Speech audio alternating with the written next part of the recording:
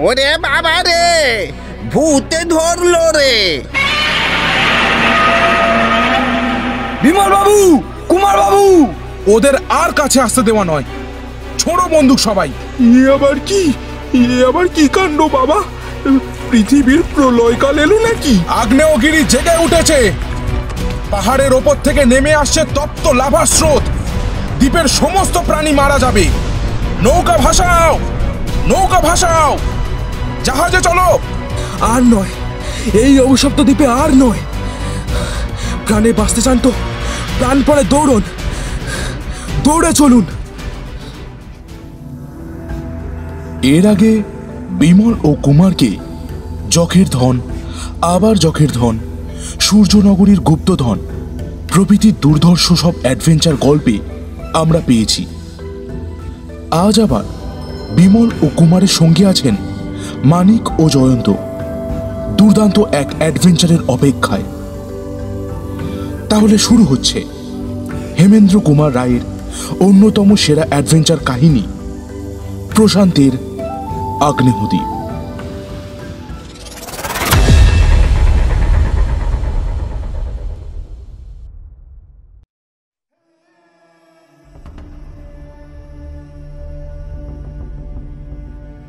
বিমল ও কুমার তো তোমাদের অনেক দিনের বন্ধু, কিন্তু তোমরা বোধহয় এটা জানো না, তারা দুজনেই ভূমিষ্ঠ হয়েছিল একই দিনে একই তিথিতে।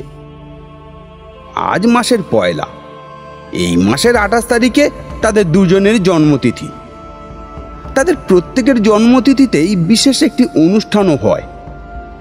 এবারকার উৎসবে কি করা কর্তব্য, সেই দিন সকালে চায়ের আসরে বসে গভীরভাবে চলছিল তারই আলোচনা। জয়ন্ত এবং মানিক বোধহয় তোমাদের কাছে অচেনা নয়।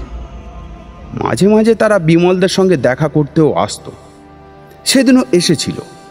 আর সুন্দরবাবুর কথা তো বলাই বাহুল্য, কারণ এখানকার প্রভাতী চায়ের বৈঠকে কোনোদিনই তাকে অনুপস্থিতি দেখা যায় না। সুতরাং বলতে হবে আজকের চায়ের আসরটি বেশ জমে উঠেছিল রীতিমতো। এমনকি বাঘা কুকুরও হাজিরা দিতে ভোলেনি। সেও সামনে 2 পায়ে ভর দিয়ে বসে 2 কান তুলে ঊর্ধ্বমুখে অত্যন্ত উৎসুকভাবে তাকিয়েছিল চায়ের টেবিলের দিকে। সে বেশ জানে টেবিলের উপর থেকে এটা ওটা সেটা কিছু কিছু অংশ তার ওদিকে নিক্ষিপ্ত হবে। মাঝে মাঝে রামহরি খাবারের ট্রে হাতে করে ঘরের ভেতরে ঢুকে সকলকে পরিবেশন করে আবার বাইরে বেরিয়ে যাচ্ছিল। সুন্দরবাবু একখানা গোটা স্যান্ডউইচ নিজের মস্ত মুখবিবরে ছেড়ে দিয়ে চর্বণ করতে করতে অস্পষ্ট স্বরে বললেন, বিমল ভাইয়া, তোমাদের প্রতি জন্মতিথিতেই তো আমরা এসে নিমন্ত্রণ খেয়ে যাই। কিন্তু এবারকার খাদ্য তালিকার ভিতরে আমার একটা বিনীত প্রার্থনা ঠাঁই পাবে কি? সুন্দরবাবুকে জ্বালাবার কোনো সুযোগই মানিক ত্যাগ করে না। সে বললে, আপনার বিনীত প্রার্থনাটি নিশ্চয়ই খুবই অসাধারণ। হয়তো বলে বসবেন আমি কাঁঠালের আমসত্ত্ব খাবো। সুন্দরবাবুর সটাক মাথা নেড়ে বললেন,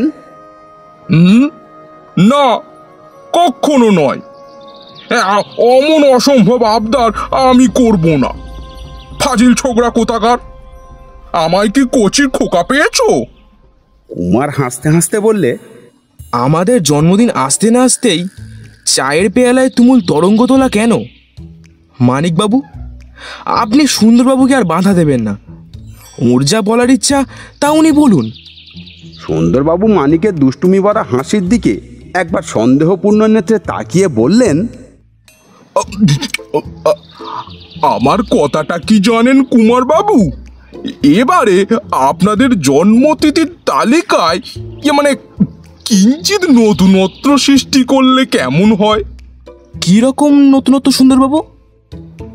দেখুন কুমার বাবু, চিরদিনই শুনে আসছি বন মুরগির মাংস নাকি একটি উপাদেয় খাদ্য, কিন্তু এমনই আমার দুর্ভাগ্য যে আজ পর্যন্ত আমার খাবারের থালায় বন মুরগির আবির্ভাব হলো না কখনো।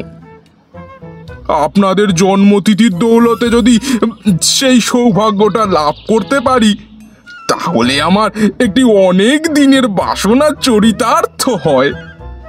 দেখছো তো জয়ন্ত, সুন্দরবাবুর আবদারটি কতদূর অসঙ্গত। আগে কেন কেন অসঙ্গত কেন? আমি কি কাঁঠালের আমসত্ত্ব খেতে চাইছি? বন মুরগি কি দুনিয়ায় পাওয়া যায় না? দুনিয়ায় অবশ্য পাওয়া যায়, কিন্তু কলকাতা শহরে তো আর পাওয়া যায় না। তা আপনার বন মুরগির জন্য বিমল বাবুরা বনবাস করবেন নাকি? অভাবে কলকাতার ফাউল হলে কি চলবে না? সুন্দরবাবু কি বলেন? আমার আর কিছুই বক্তব্য নেই। আরজি পেশ করলুম, এখন বিমল বাবুদের যা মর্জি হয়। কুমার চোঁ করে শেষ চাটুকু পান করে উৎসাহিত কণ্ঠে বললে, তথাস্তু সুন্দরবাবু, তথাস্তু। আমাদের আসছে জন্মবারে, আপনাকে বন মুরগির মাংস খাওয়াবো। বিমল একটু বিস্মিত স্বরে বলল, সে কি কুমার, তুমি যে একেবারে কঠিন প্রতিজ্ঞা করে বসলে হে। কলকাতার কোনো বাজারে বন মুরগি বিক্রি হয় নাকি? মোটেই না। তবে আমার বন্ধু বিনোদলাল রায়চৌধুরী হচ্ছে চট্টগ্রাম অঞ্চলের জমিদার। তিনি প্রায়ই আমাকে ওখানে যাওয়ার জন্য নিমন্ত্রণ করেন। তুমি জানো বোধ হয়, চট্টগ্রাম অঞ্চলে বনের ঝাঁকে ঝাঁকে বন মুরগি পাওয়া যায়।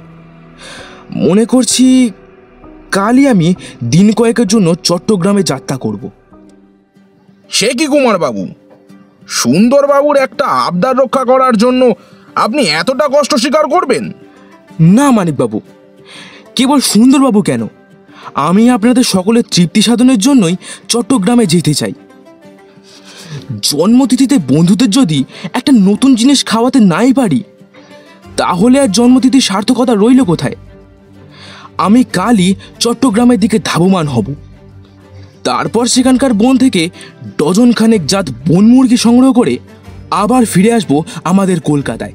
সুন্দরবাবু, আপনার বিনীত প্রার্থনা তাহলে পূর্ণ হলো। এইবারে আপনি পরমানন্দে অট্টহাস্য করতে পারেন। সুন্দরবাবু অত্যন্ত খাপ্পা হয়ে কেবল বললেন,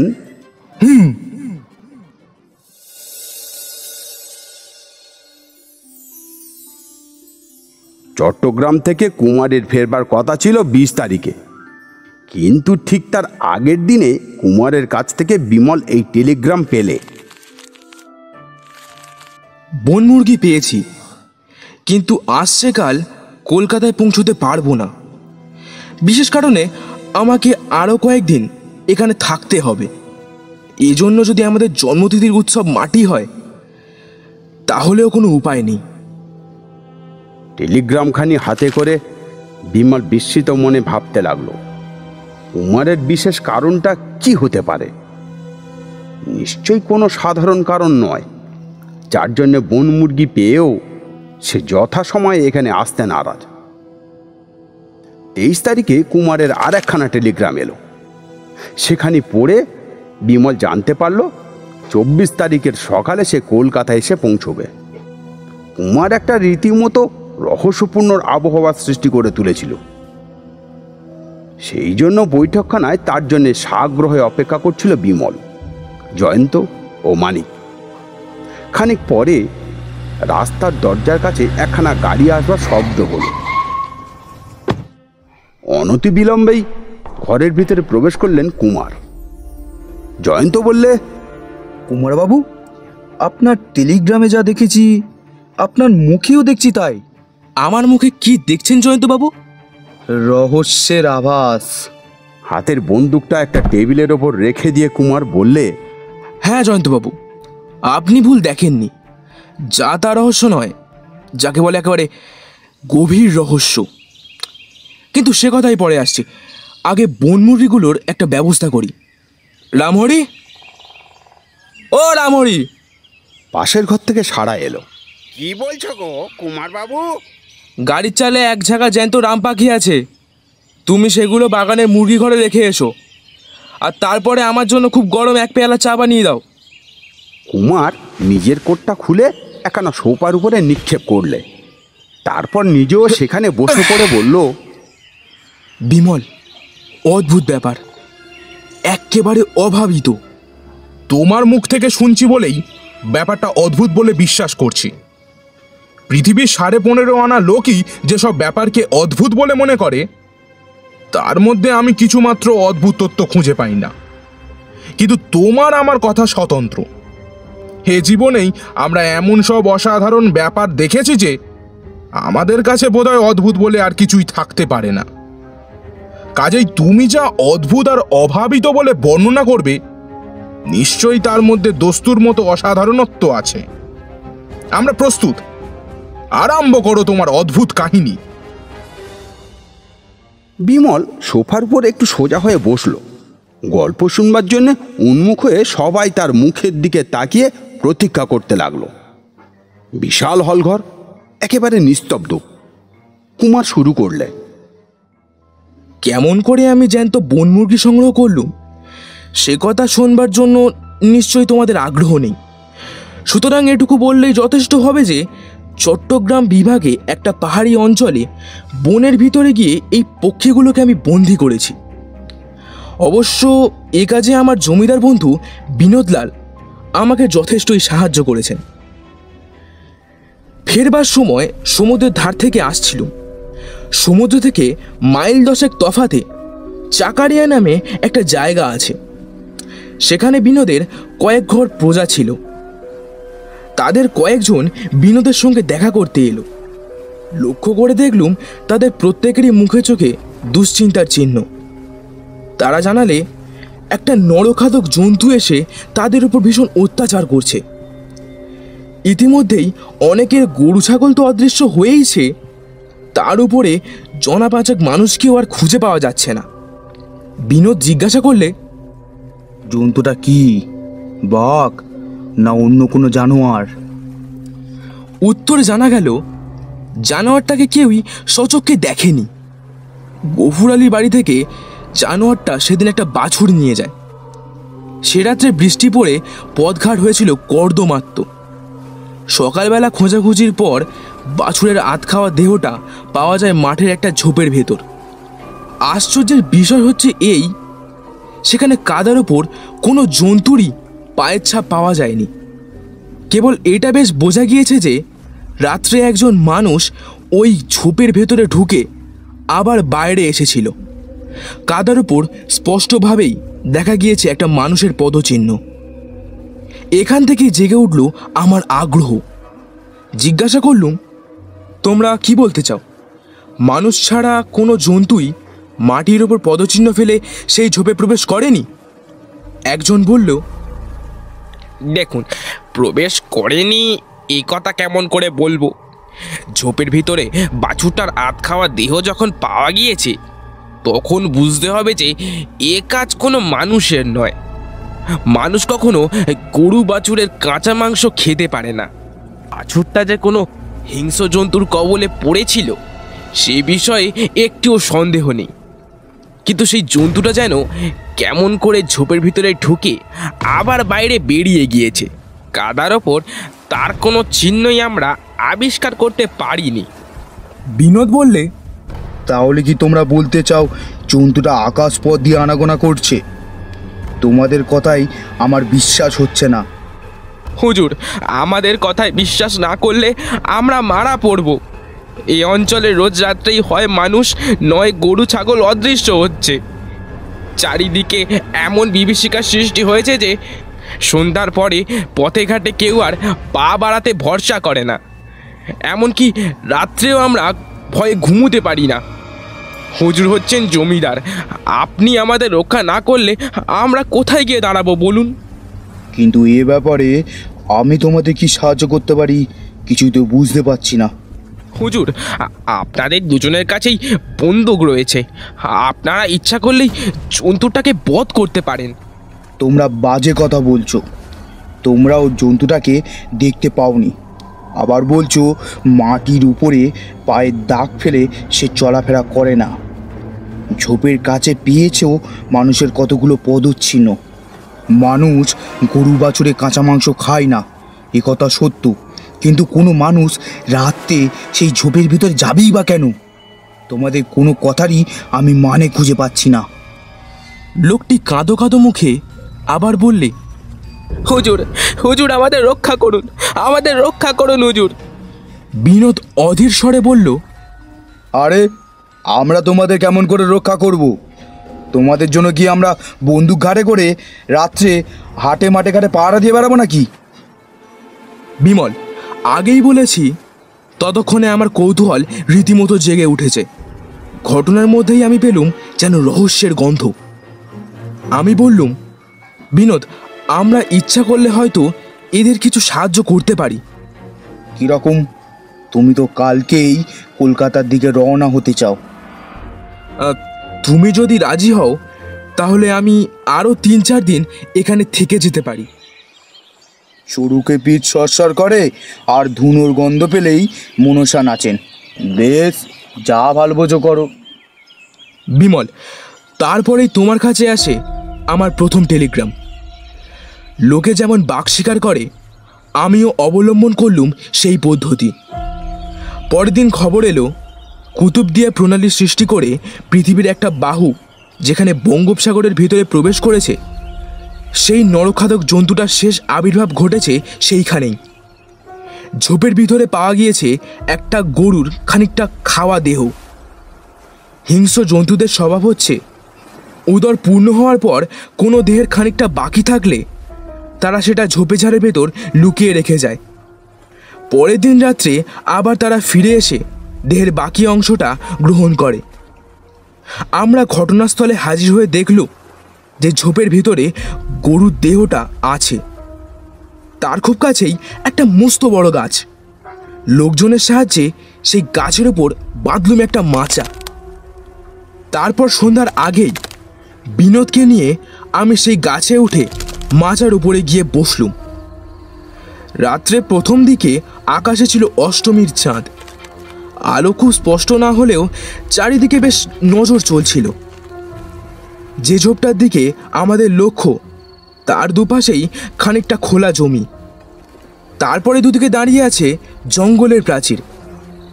ওই ঝোপটার ভেতরে ঢুকতে হলে খোলা জমিটা পার না হলে আর উপায় নেই।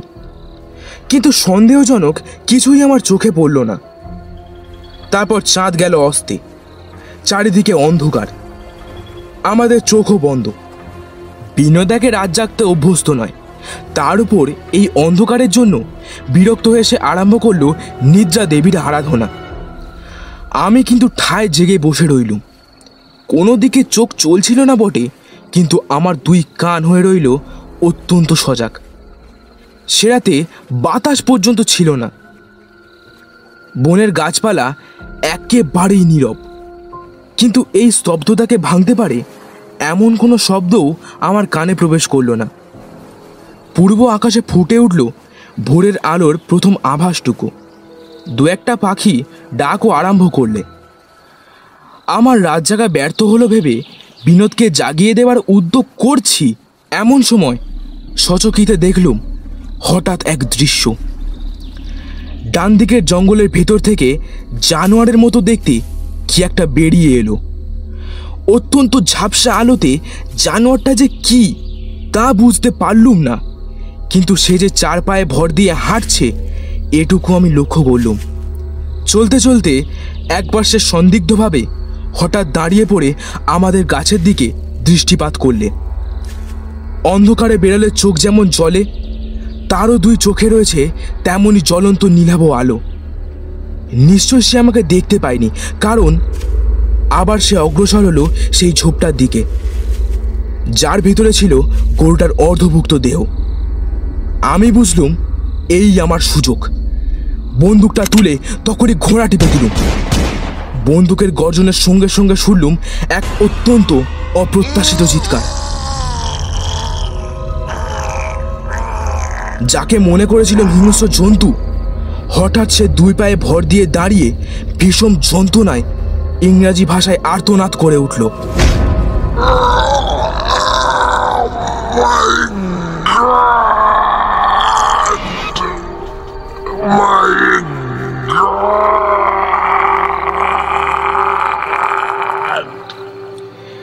দ্বিতীয়বার বন্দুক ছোঁড়ার জন্য আমার হাতের আঙুল তখন আবার ঘোড়ার উপরে গিয়ে পড়েছিল।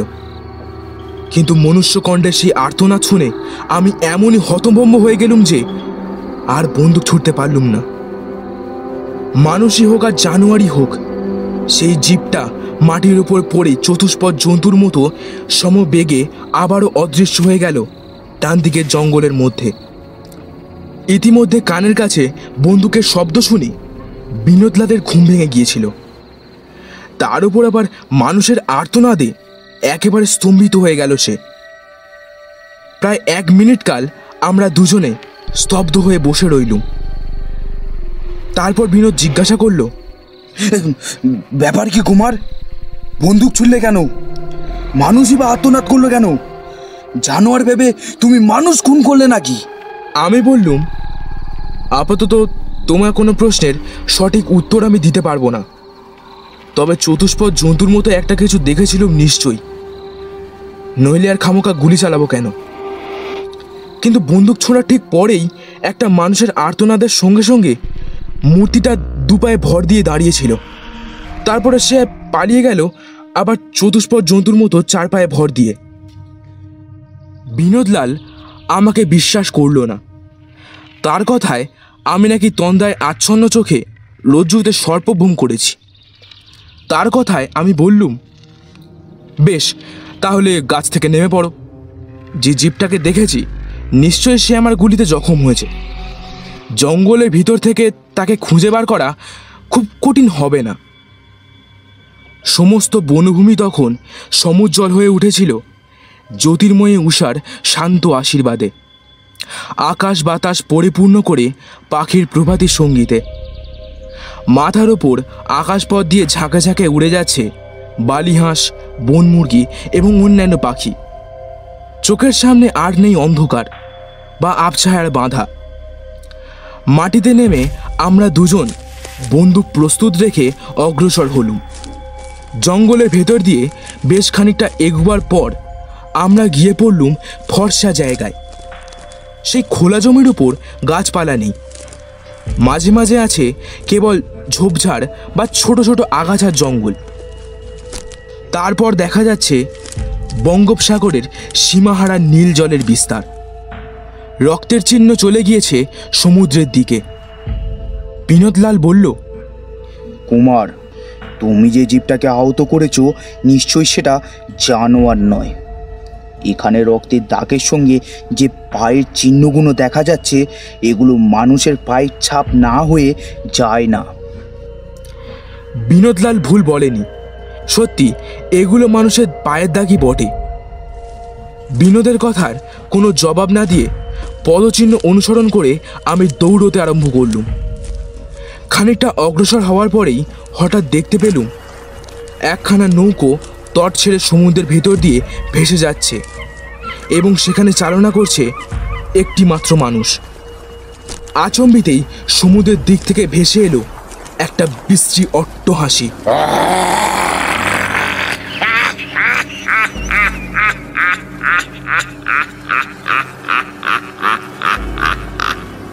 তোমরা শুনলে বিশ্বাস করবে না, কিন্তু সেই অদ্ভুত হাসির মধ্যে আমি পেলুম যেন একসঙ্গে মানুষের কণ্ঠস্বর এবং ব্যগ্র হুঙ্কার। খালি চোখে নৌকোবাহী মূর্তিটাকে ভালো করে দেখা যাচ্ছিল না। আমার সঙ্গে ছিল দূরবীন। তাড়াতাড়ি সেটা বার করে চোখের সামনে ধরলুম। যা দেখলুম তা কেবল আশ্চর্যই নয়, উদ্ভটও বটে। নৌকোর ভেতর বসে আছে একটা সম্পূর্ণ নগ্ন মনুষ্য মূর্তি, কিন্তু তার গায়ের রং অনেকটা চিতাবাঘের মতো। হলদের ওপর গোল গোল কালো ছাপ। কোনো কথা না বলে দূরবীনটা বিনোদলালের হাতে দিলুম। সেও মূর্তিটাকে দেখে প্রথম তার চমকে উঠল। তারপর দূরবীন নামিয়ে রেখে আমার দিকে ফিরে বলল, কুমার, আমার কি সন্দেহ হচ্ছে জানো? ওই লোকটা বোধহয় নিজের দেহের উপর তুলি বুলিয়ে চিতাবাঘের রং ফুলিয়েছে। কিন্তু কেন? কেন আর? ওই লোকটা বোধহয় ছদ্মবেশে এখানকার সকলকে ভয় দেখাতে চায়। তাহলে তুমি ওকে মানুষ বলে মনে করো? নিশ্চয়ই। রং ছাড়া ওর দেহের সমস্তটাই প্রমাণ দিচ্ছে যে ও হচ্ছে মানুষ। আর মানুষ ছাড়াও অন্য কোনো জীবকে কখনো কি তুমি নৌকা চালাতে দেখেছো নাকি? কিন্তু তুমি একথা কখনো শুনেছো যে মানুষ কখনো নরখাতক বাঘের মতো কাঁচা মাংস খাবার জন্য গোহত্যা আর নরহত্যা করেছে? ও মূর্তিটা আবার ইংরাজি ভাষায় কথা কয়, অথচ ও যেভাবে অট্টহাসি হাসলে তার ভেতর পাওয়া গেল হিংস্র বাঘের গর্জন। কখনো মানুষ ওরকম গর্জন করতে পারে এ কথা আমি বিশ্বাস করি না। আসলে কি জানো বিনোদলাল, এ এক অদ্ভুত প্রহেলিকা। নইলে সচক্ষে যা দেখছি, সকর্ণে যা শুনছি, তাও সত্য বলে ভাবতে পারছি না কেন? বিমল, এই হচ্ছে আমার কাহিনী। এর সঙ্গে এটুকুও বলে রাখি, এই ঘটনার পরে আরও 2 দিন আমি চট্টগ্রামে ছিলাম, কিন্তু ও অঞ্চলে আর কোনো নৈশ উপদ্রবের কথা আমি শুনতে পাইনি।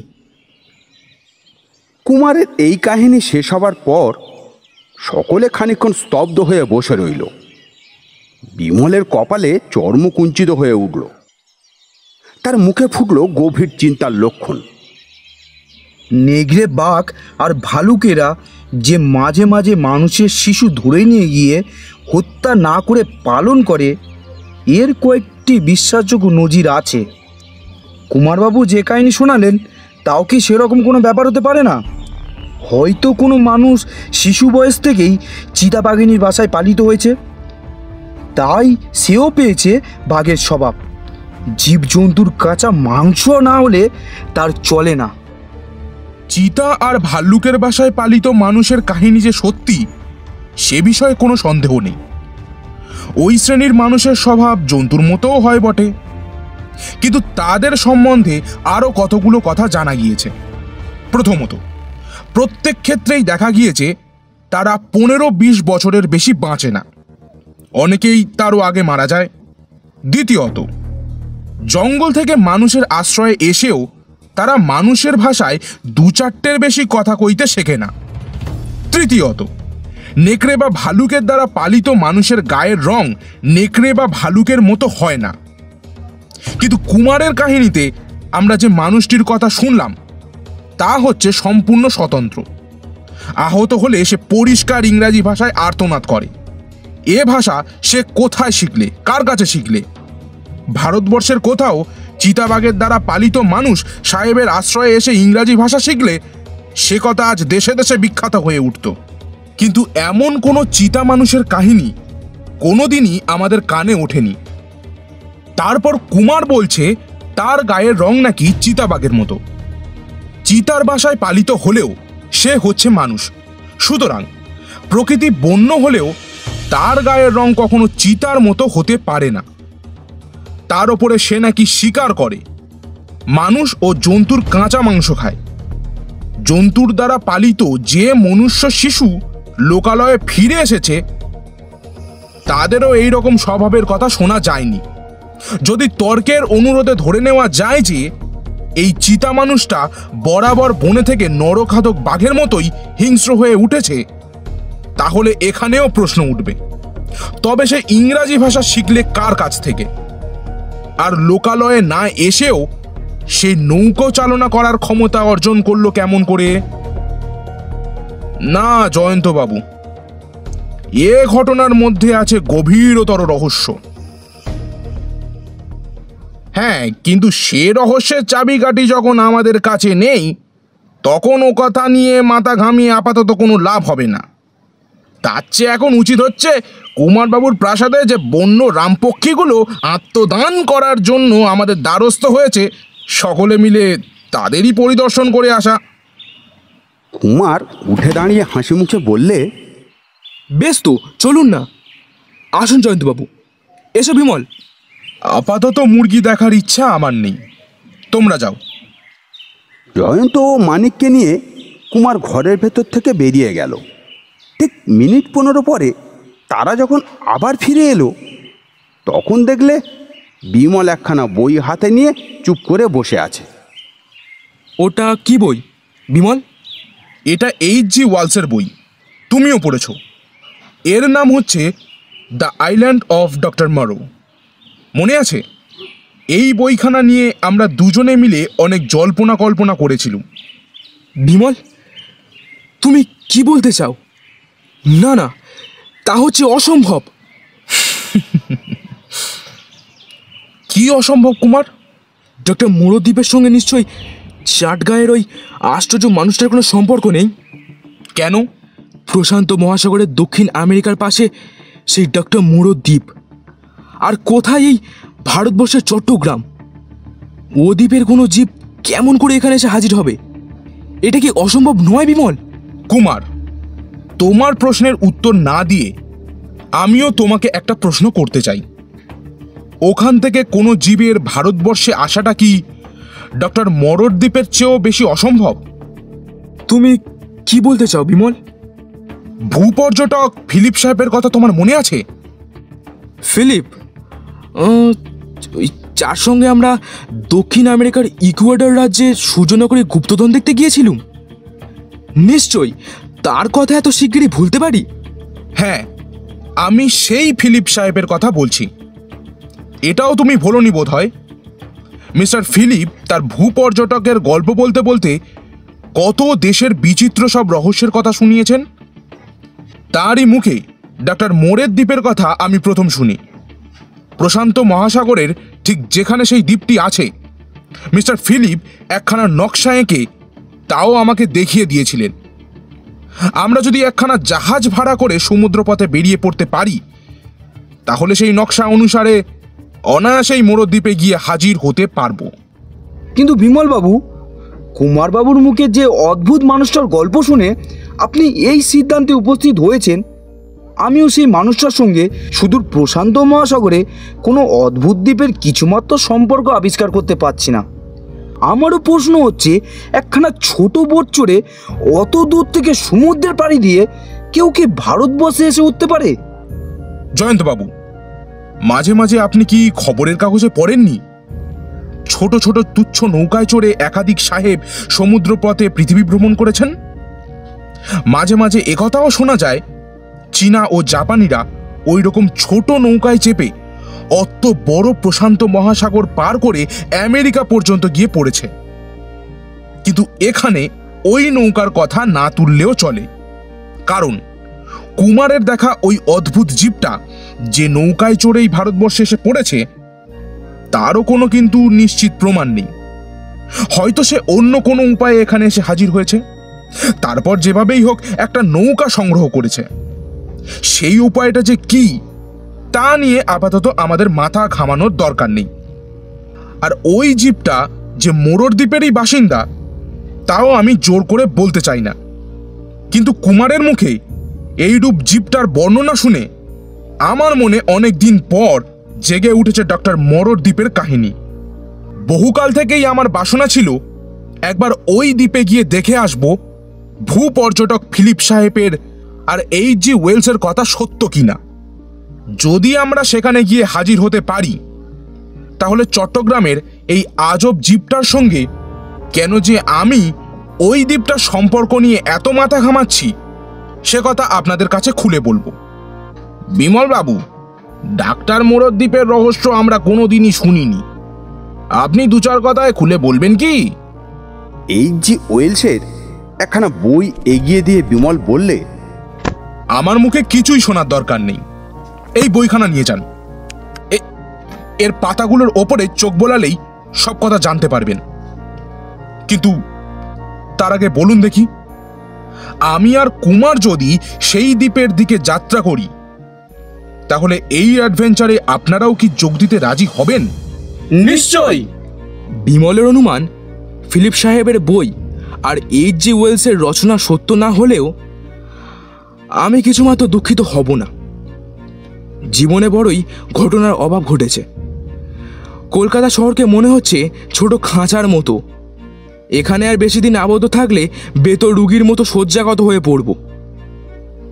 অন্য কোনো ঘটনা ঘটুক বা নাই ঘটুক, অন্তত বঙ্গোপসাগর থেকে প্রশান্ত মহাসাগর পর্যন্ত ছুটোছুটি করে তো আসা যাবে। আমার পক্ষে তাও হবে একটা বিপুল মুক্তির মতো। কিন্তু সাবধান, রামহরি যেন আপাতত ঘুণা করেও মোরদ্বীপের কথা জানতে না পারে, তাহলে সে এখান থেকে কিছুতেই নড়তে রাজি হবে না। আমাদের রন্ধনশালার হত্যাকর্তা সে, তাকে সঙ্গে না রাখলে কি চলে? কি বলো কুমার? সে কথা আর বলতে, যখনই একলা বিদেশে গিয়েছি রামহরির শ্রীহস্তের রান্না খেতে না পেয়ে রীতিমতো রোগা হয়ে পড়েছি। বিমল হঠাৎ চাপা গলায় বললে, সিঁড়িতে পায়ের শব্দ শুনে বুঝেছি ঘরের ভেতর এখনই সুন্দরবাবু আবির্ভাব হবেন। দলে ভারী হওয়ার জন্য তাকেও ভুলিয়ে ভালিয়ে সঙ্গে নিয়ে যেতে চাই। তাকেও আসল রহস্যের কথা বলবার দরকার নেই। ব্যস্তভাবে ঘরের ভেতর প্রবেশ করলেন সুন্দরবাবু। কুমারের দিকে তাকিয়ে উৎসাহিত কণ্ঠে বলে উঠলেন, এই যে কুমার বাবু, আমার বন মুরগিদের খবর কি? নিশ্চয়ই তাদের চাটগায়ে ফেলে আসেননি। কুমার হাসতে হাসতে বললে, আগে না, আপাতত তারা বাস করছে এই বাড়িতেই। পেটের উপরে ডান হাত বুলোতে বুলোতে এক গাল হেসে সুন্দরবাবু বললেন, চমৎকার চমৎকার।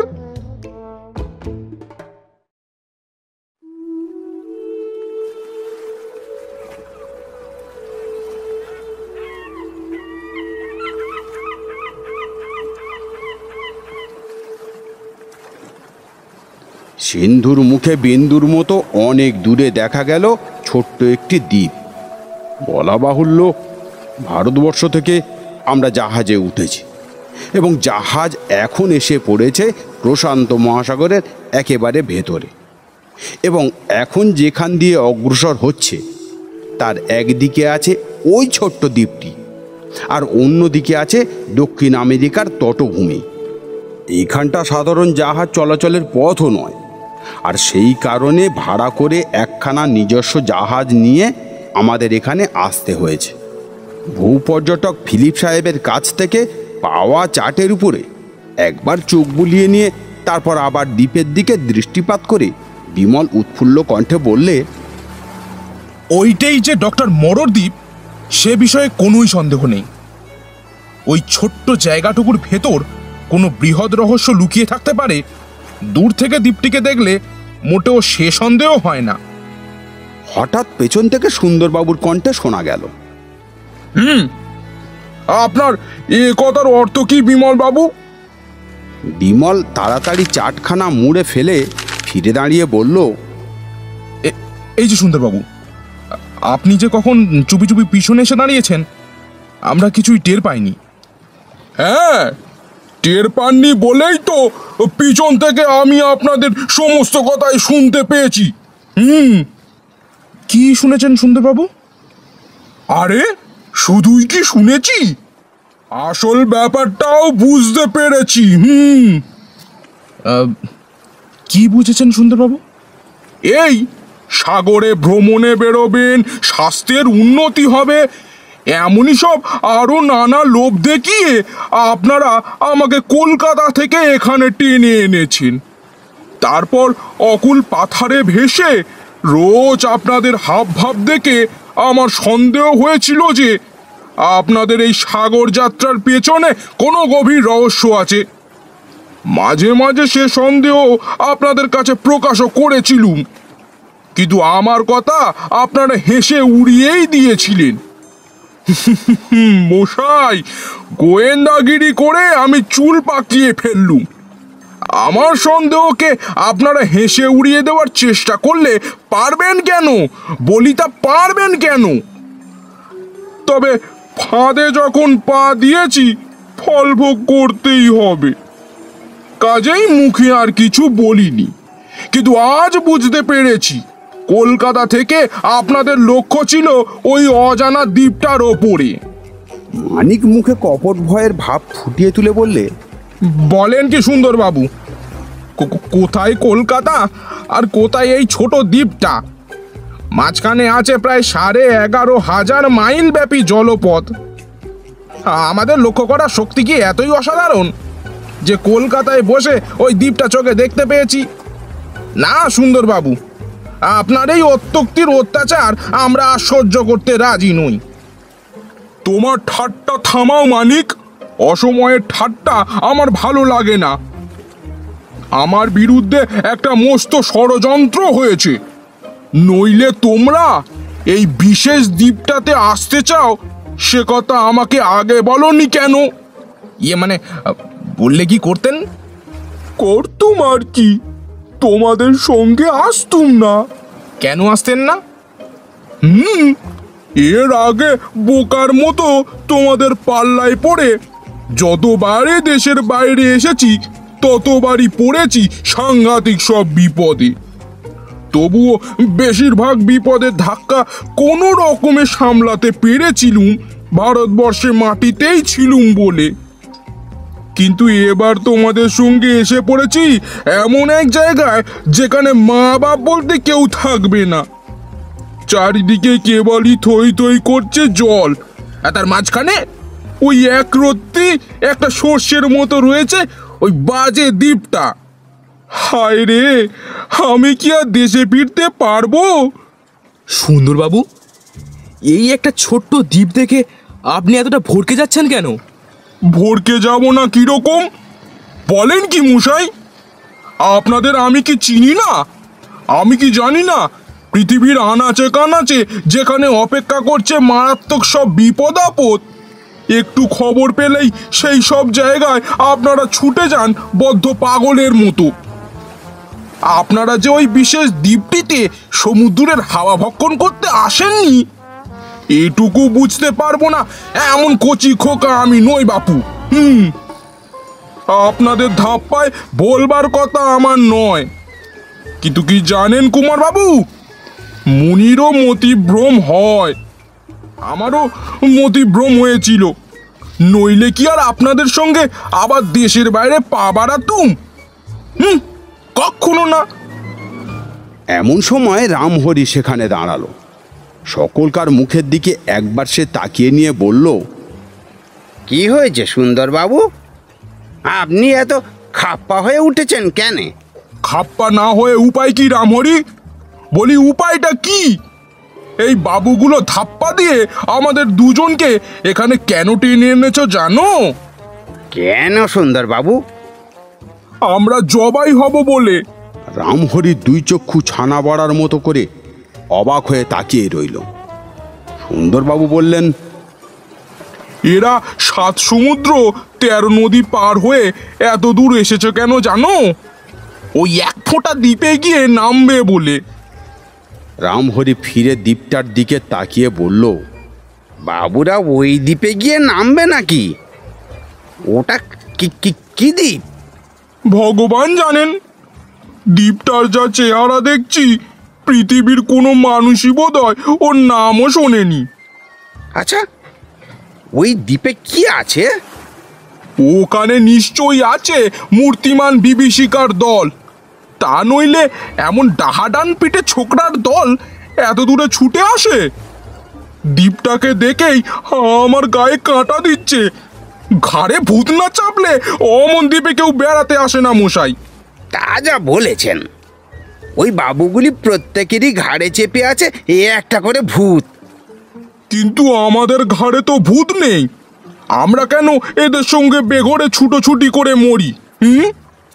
রামহরি দার্শনিকের মতো গম্ভীরভাবে বললে, সঙ্গদোষেই সব হয় সুন্দরবাবু, সঙ্গদোষেই সব হয়। সুন্দরবাবু অল্পক্ষণ চুপ করে থেকে বললেন, দেখো রামহরি, এসে যখন পড়েইছি তখন আর উপায় নেই, কিন্তু আমার একটা কথা সর্বদাই মনে রেখো, যেন এই দলে মানুষের মতো মানুষ বলতে আছি কেবল আমরা দুজন। আমরা ওদের দলে কোনোদিনই যোগ দেব না। ভবিষ্যতে আমরা যা করব নিজেদের মধ্যে পরামর্শ করেই করব, ওদের কারুর পরামর্শ আমরা শুনবো না। চলো তো, চলো, চুপি চুপি তোমাকে গোটা কয়েক কথা বলতে চাই। বিমলের দিকে একবার উত্তপ্ত দৃষ্টিতে তাকিয়ে রামহরির হাত ধরে প্রস্থান করলেন সুন্দরবাবু। এখান থেকে দ্বীপটা সব দেখা যাচ্ছে না বটে, কিন্তু তার আয়তন 7-8 বর্গ মাইলের বেশি হবে না। এই অঞ্চলে অধিকাংশ দ্বীপেরই উৎপত্তি আগ্নেয়গিরি বিস্ফোরণের ফলে। এই দ্বীপটির উৎপত্তির মূলেও সেই কারণ অনুমান করা যায়। দ্বীপের একদিকে রয়েছে ননুন্নত মুক্ত ভূমি, বাকি সবখানে দেখা যাচ্ছে ঘন সবুজ রঙের ছবি, লতা গুল্ম পাতায় ঢাকা গাছের পরগাছের দল। সবচেয়ে বেশি চোখে পড়ে তাল জাতীয় এক রকমের গাছ। একদিকে সমুদ্রের নীল জলের উপর ঝুঁকে দাঁড়িয়ে আছে খুব উঁচু ও সুদীর্ঘ কালো পাথুরের পাড়, আর উপরে একটানা চলে গিয়েছে বড় বড় ঝোপের পর ঝোপ। সেখানকার নিবিড় শ্যামলতার উপর দিয়ে গড়িয়ে গড়িয়ে পড়ছিল প্রভাত সূর্যের সোনালি জলের ঢেউ। বিমলের দৃষ্টি হঠাৎ চমকে উঠল। একদিকে আঙুল নির্দেশ করে সে বললে, দেখুন জয়ন্তবাবু, ওই দেখুন। সকলে সবিস্ময়ে দেখলে ঝোপগুলোর তলায় সারি সারি বসে কতকগুলো নিশ্চল পাথরের মূর্তি। কিন্তু সেগুলো যে জীবন্ত মূর্তি তাও বেশ বোঝা যাচ্ছে। স্পষ্ট করে দেখা না গেলেও তাদের মানুষ বলেই মনে হয়। কিন্তু প্রত্যেক মূর্তির গায়ের উপর দেখা যাচ্ছে নানান রকম রঙের খেলা, হলদে, কালো, সাদা ও লালচে প্রভৃতি। কুমার বললে, বিমল, ওরা যদি মানুষ হয় তাহলে ওদের গায়ের রং ওরকম কেন? ওরা কি গায়ের সঙ্গে মিলানো কোনো রঙিন পোশাক পরে আছে? কিছুই তো বলতে পারছি না। ডক্টর মরর দ্বীপে যে ওই রকম রঙিন পোশাক পরা মানুষ আছে এ খবর আমিও তো পাইনি। জাহাজের সাইরেন হঠাৎ তীব্র স্বরে বেজে উঠে আকাশ বাতাস চারিদিক যেন বিদীর্ণ করে দিল। সঙ্গে সঙ্গে ঝোপগুলোর সম্মুখ থেকে প্রত্যেক মূর্তি এক এক লাভ মেরে অদৃশ্য হয়ে গেল। জয়ন্ত বললে, ওগুলো নিশ্চয়ই মানুষের মূর্তি নয়। কেন? কারণ মানুষ কখনো বসে বসেই অত উঁচু লাফ মেরে ঝোপের ভেতরে গিয়ে পড়তে পারে?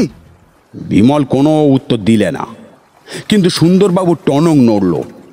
দুই চক্ষু বিস্ফারিত করে তিনি মত প্রকাশ করলেন, ওগুলো ওগুলো মানুষ নয়।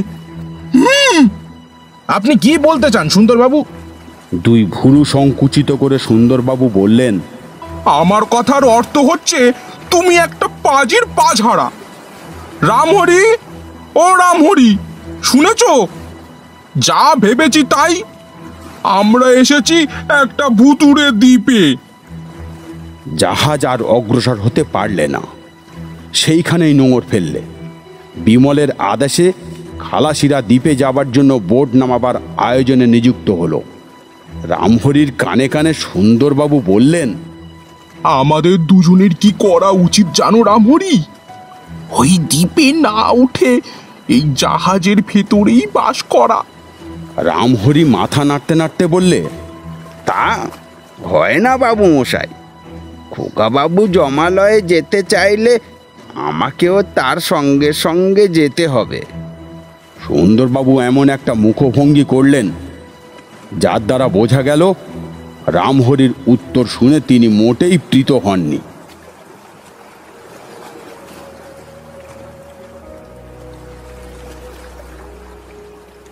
একদিকে অরণ্য ও ছোট ছোট পাহাড়ের শিখর, আর একদিকে ছোট্ট একটা নদী, আর দুই দিকে 15-16 হাত প্রবাল প্রাচীর। তারই মাঝখানে ফেলা হয়েছে কয়েকটা তাঁবু। জয়ন্ত বললে, বিমলবাবু, আপনি চমৎকার স্থান নির্বাচন করেছেন।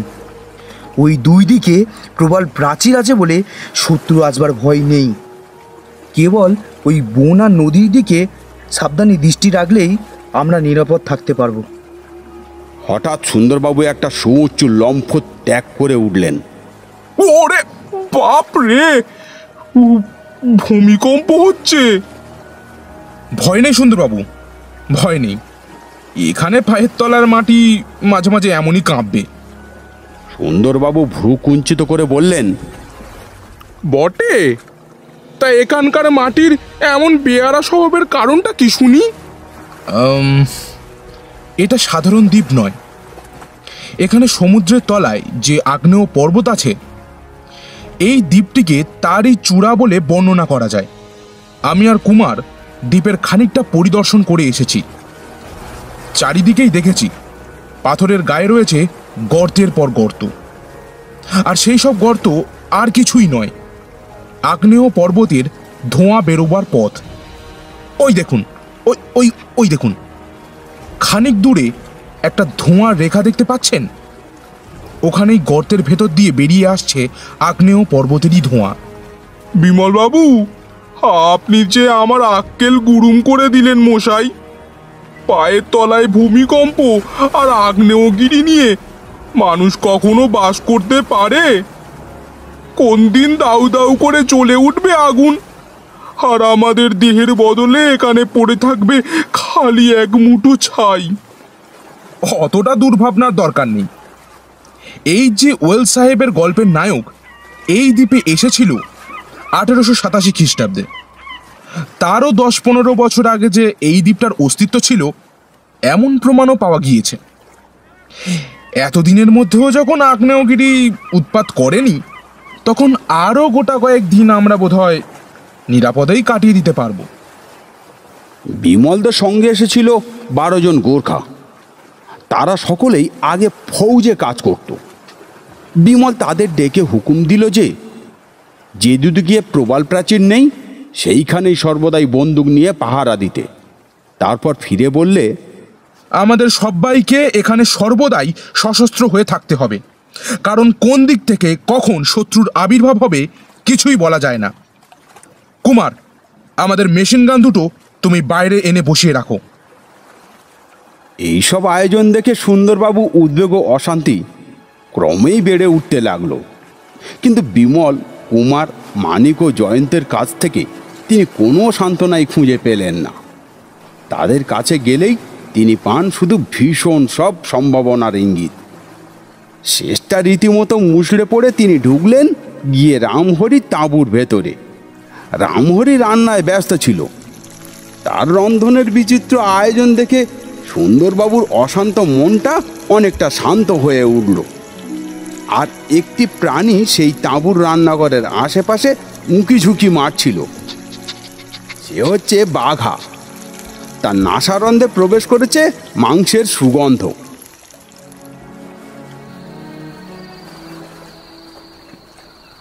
সেই রাত্রে চন্দ্রহীন অন্ধকার রাত যেন কান পেতে শ্রবণ করছে বিশাল সাগরের উচ্ছ্বসিত তরঙ্গ কোলাহল। আচম্বিতে মানুষের আর্তনাদের পর আর্তনাদের চারিদিক হয়ে উঠল ধ্বনিত প্রতিধ্বনিত। সঙ্গে সঙ্গে বারবার শোনা গেল রিভলভারের শব্দ। তারপরেই জাগলো কুকুরের ক্রুদ্ধ চিৎকার।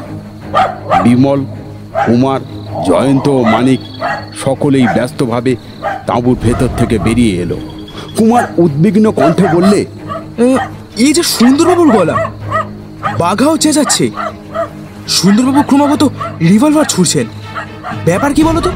সকলে দ্রুত পদে সুন্দরবাবুর তাঁবুর ভেতরে গিয়ে ঢুকে টর্চের আলো ফেলে দেখলে তাঁবুর এক কোণে আড়ষ্ট হয়ে দাঁড়িয়ে থরথর করে কাঁপছেন সুন্দরবাবু। তার মুখ চোখ আতঙ্কগ্রস্ত।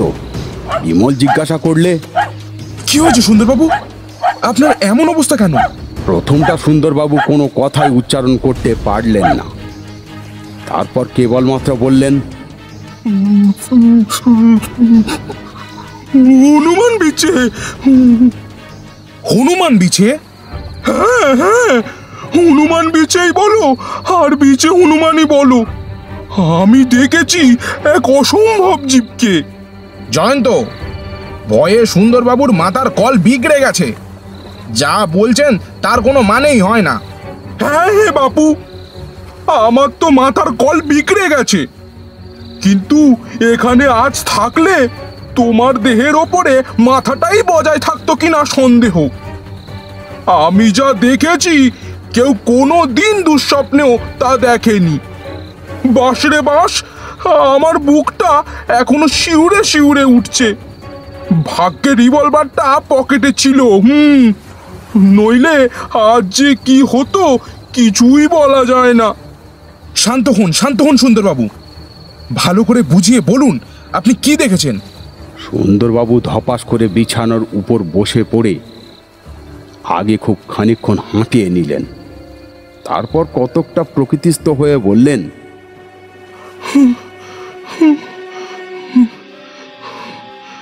সব কথাই বলবো বটে, কিন্তু সকলের কাছে আগেই একটি অনুরোধ রাখছি।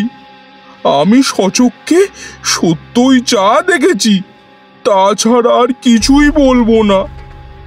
আমি ভুলও দেখিনি, অত্যুক্তিও করব না। কিন্তু আপনারা দয়া করে আমার কথায় বিশ্বাস করবেন। খাওয়া দাওয়ার পর সকলকার সঙ্গে খানিক গল্প গুজব করে নিজের তাঁবুতে এসে আমি তো শুয়ে পড়লুম। খানিক পরেই ঘুমের ঘোরে জড়িয়ে এলো চোখের পাতা। কতক্ষণ ঘুমিয়েছিলুম জানি না, কিন্তু হঠাৎ আমার ঘুম ভেঙে গেল। জেগে উঠেই মনে হলো তাঁবুর ভিতরে আমি আর একলা নেই। প্রথমেই নাকে এলো কেমন একটা বোঁটকা গন্ধ। তারপরেই শুনলুম মাটির ওপর খসখস করে শব্দ হচ্ছে। আস্তে আস্তে বিছানার ওপরে উঠে বসলুম। ঘুমোবার সময় আলো নিভিয়ে দিইনি। তাঁবুর এক কোণে জ্বলছিল হ্যারিকেন লণ্ঠনটা। সেই আলোতে দেখলুম বেশ একটা মোটা সাপের মতো জীব আমার খাটের তলায় ঢুকছে। বাইরে বেরিয়ে আছে কেবল তার লেজের দিকটা। ভালো করে দেখে বুঝলুম সেটা সাপ নয় মশাই। তার গায়ের রং তেঁতুলে বীচের মতো, আর দেহের গড়নও প্রায় সেই রকমই। লম্বায় দেহটা কতখানি তা বুঝতে পারলুম বটে, কিন্তু চওড়ায় তার দেহটা 7-8 ইঞ্চির কমে হবে না। এত বড় বীচের কথা জীবনে কোনো দিন শুনিনি। এ যদি কামড়ায় তাহলে আমার অবস্থাটা কি হবে একবার ভাবুন। এইসব অনুমান করেই তাড়াতাড়ি বালিশের তলা থেকে রিভলভারটা বের করে নিলুম। বিছেটা বোধ হয় টের পেয়ে গিয়েছিল যে আমি জেগে উঠেছি। সাঁত করে তার দেহের সবটা ঢুকে গেল খাটের তলায়। আমি মহা ফাঁপড়ে পড়ে বিছানায় উবু হয়ে বসে ভীষণ ভয়ে ঘেমে ঘেমে উঠতে লাগলুম। তারপর অত্যন্ত আচমকা একটা ভয়ানক উদ্ভট জীব খাটের তলা থেকে বাইরে বেরিয়ে এসে পড়ল। সেটাকে দেখে তো আমার চক্ষু স্থির। বিমলবাবু, আপনি কি কল্পনা করতে পারেন প্রায় 6 ফুট লম্বা আর 7-8 ইঞ্চি চওড়া বৃশ্চিকের দেহের সঙ্গে সংলগ্ন হয়ে আছে একখানা মস্ত হনুমানের মুখ? কল্পনা তো করতেই পারবেন না। হয়তো আমার কথা বিশ্বাসও করবেন না, কিন্তু আমি কিছুমাত্র ভুল দেখিনি মশাই। বলেন তো ঈশ্বরের নামে শপথ করতে পারি, গোখরো সাপের ফনা তুলে যেমন মাটির ওপর থেকে খানিকটা উঁচু হয়ে ওঠে, এই কিংভূত কিমাকার আশ্চর্য জীবটা ঠিক সেইভাবে উঁচু হয়ে আমার দিকে জ্বলন্ত চোখে তাকিয়ে রইল। তারপর দাঁত মুখ খিচিয়ে সে গর্জন করে উঠতেই আমি রিভলভারের ঘোড়াটা টিপে দিলুম। পর মুহূর্তেই জিপটা মাটির ওপর আছাড় খেয়ে পড়ল, আর তার লেজের ঘা লেগেই হ্যারিকেন লণ্ঠনটা ভেঙে একেবারে নিভে গেল। তাঁবুর ভেতর ঘোর অন্ধকার। হঠাৎ আমার খাটের ওপর সশব্দে কি একটা এসে পড়ল। আমি সঙ্গে সঙ্গে তড়াক করে খাট থেকে লাফিয়ে পড়ে উপর জুপড়ি রিভলভার ছুঁড়তে লাগলুম। তারপর আপনাদের আবির্ভাব। এখন তো দেখছি সে জিপটা আর তাঁবুর ভেতরে নেই। কিন্তু বলুন আপনারা, যেটাকে এইমাত্র আমি দেখেছি সেটা কি জীব হতে পারে? আপনারা হয়তো বলবেন ঘুমিয়ে ঘুমিয়ে দুঃস্বপ্ন দেখে ভয়ে আমি জেগে উঠেছি, কিন্তু স্বপ্ন নয় মশাই, স্বপ্ন নয়। আমার রিভলভারের গুলি খেয়ে জিপটা আহত হয়েছিল। মাটির দিকেই তাকিয়ে দেখুন, এখনো তার রক্তের দাগ এখানেই রয়েছে। জয়ন্ত হেঁট হয়ে রক্তের দাগগুলো পরীক্ষা করতে করতে বললে, হ্যাঁ সুন্দরবাবু, আপনার কথাই আমি বিশ্বাস করছি। একটা কোনো জীব যে আপনার বন্ধুকে আহত হয়েছে সেই বিষয়ে কোনো সন্দেহ নেই। কিন্তু আপনি যেরকম বললেন, জীবটাকে কি ঠিক সেই রকম দেখতে? হ্যাঁ, বিলকুল বিলকুল, একেবারে অবিকল। এখনো আমার চোখের সামনে তার মূর্তিটা যেন জল জল করছে। যতদিন বাঁচবো এর চেহারা আমি কোনোদিনও ভুলবো না। জীবতত্ত্বে হনুমানের মতো মুখ আর বৃশ্চিকের মতো দেহধারী কোনো প্রাণীর কথা কোনোদিনই পাওয়া যায়নি। কোনো জীবতত্ত্ববিধি এরকম উদ্ভট জীবের অস্তিত্ব স্বীকার করবেন না। জীবতত্ত্বের পণ্ডিতরা আমার কথা শুনে কি বলবেন তা নিয়ে আমি মাথা ঘামাতে চাই না। আমার বিশ্বাস আজ যাকে দেখেছি জীবরাজ্যের কেউ সে নয়। বলেছি তো এটা হবে ভুতুড়ে দ্বীপ। ভূতেরা কত রকম দেহ ধারণ করতে পারে তা কি কেউ জানে? বিমল ধীরে ধীরে বললে, ডক্টর মরর দ্বীপে যে এই রকম জীব পাওয়া যায় এই জি ওয়েলস তার কোনো উল্লেখই করেননি, কিন্তু তার কেতাবে এ সম্বন্ধে দু একটা ইঙ্গিত আছে বটে। কিরকম ইঙ্গিত? পরে তা বলবো। আপাতত আমাদের প্রথম কর্তব্য হচ্ছে এই দ্বীপটা ভালো করে পরিদর্শন করা। এখানকার জঙ্গলের ভেতরে গেলে আর পাহাড়ের ওপরে উঠলে নিশ্চয়ই বহু রহস্যের সন্ধান পাওয়া যাবে। কাল সকালেই আমরা এখানকার জঙ্গলের দিকে যাত্রা করব। আমরা মানে? আমি কোনোদিনই ওই জঙ্গলের ভেতরে গিয়ে ভূতের হাতে প্রাণ খোয়াতে রাজি নই মশাই। এখানকার একটিমাত্র জীবের যে নমুনা দেখলুম আমার পক্ষে তাই যথেষ্টর বেশি। জঙ্গলের ভেতরে আরও নানা রূপ ধারণ করে যারা বিরাজ করছেন আমি তাদের দূর থেকেই প্রণাম করছি।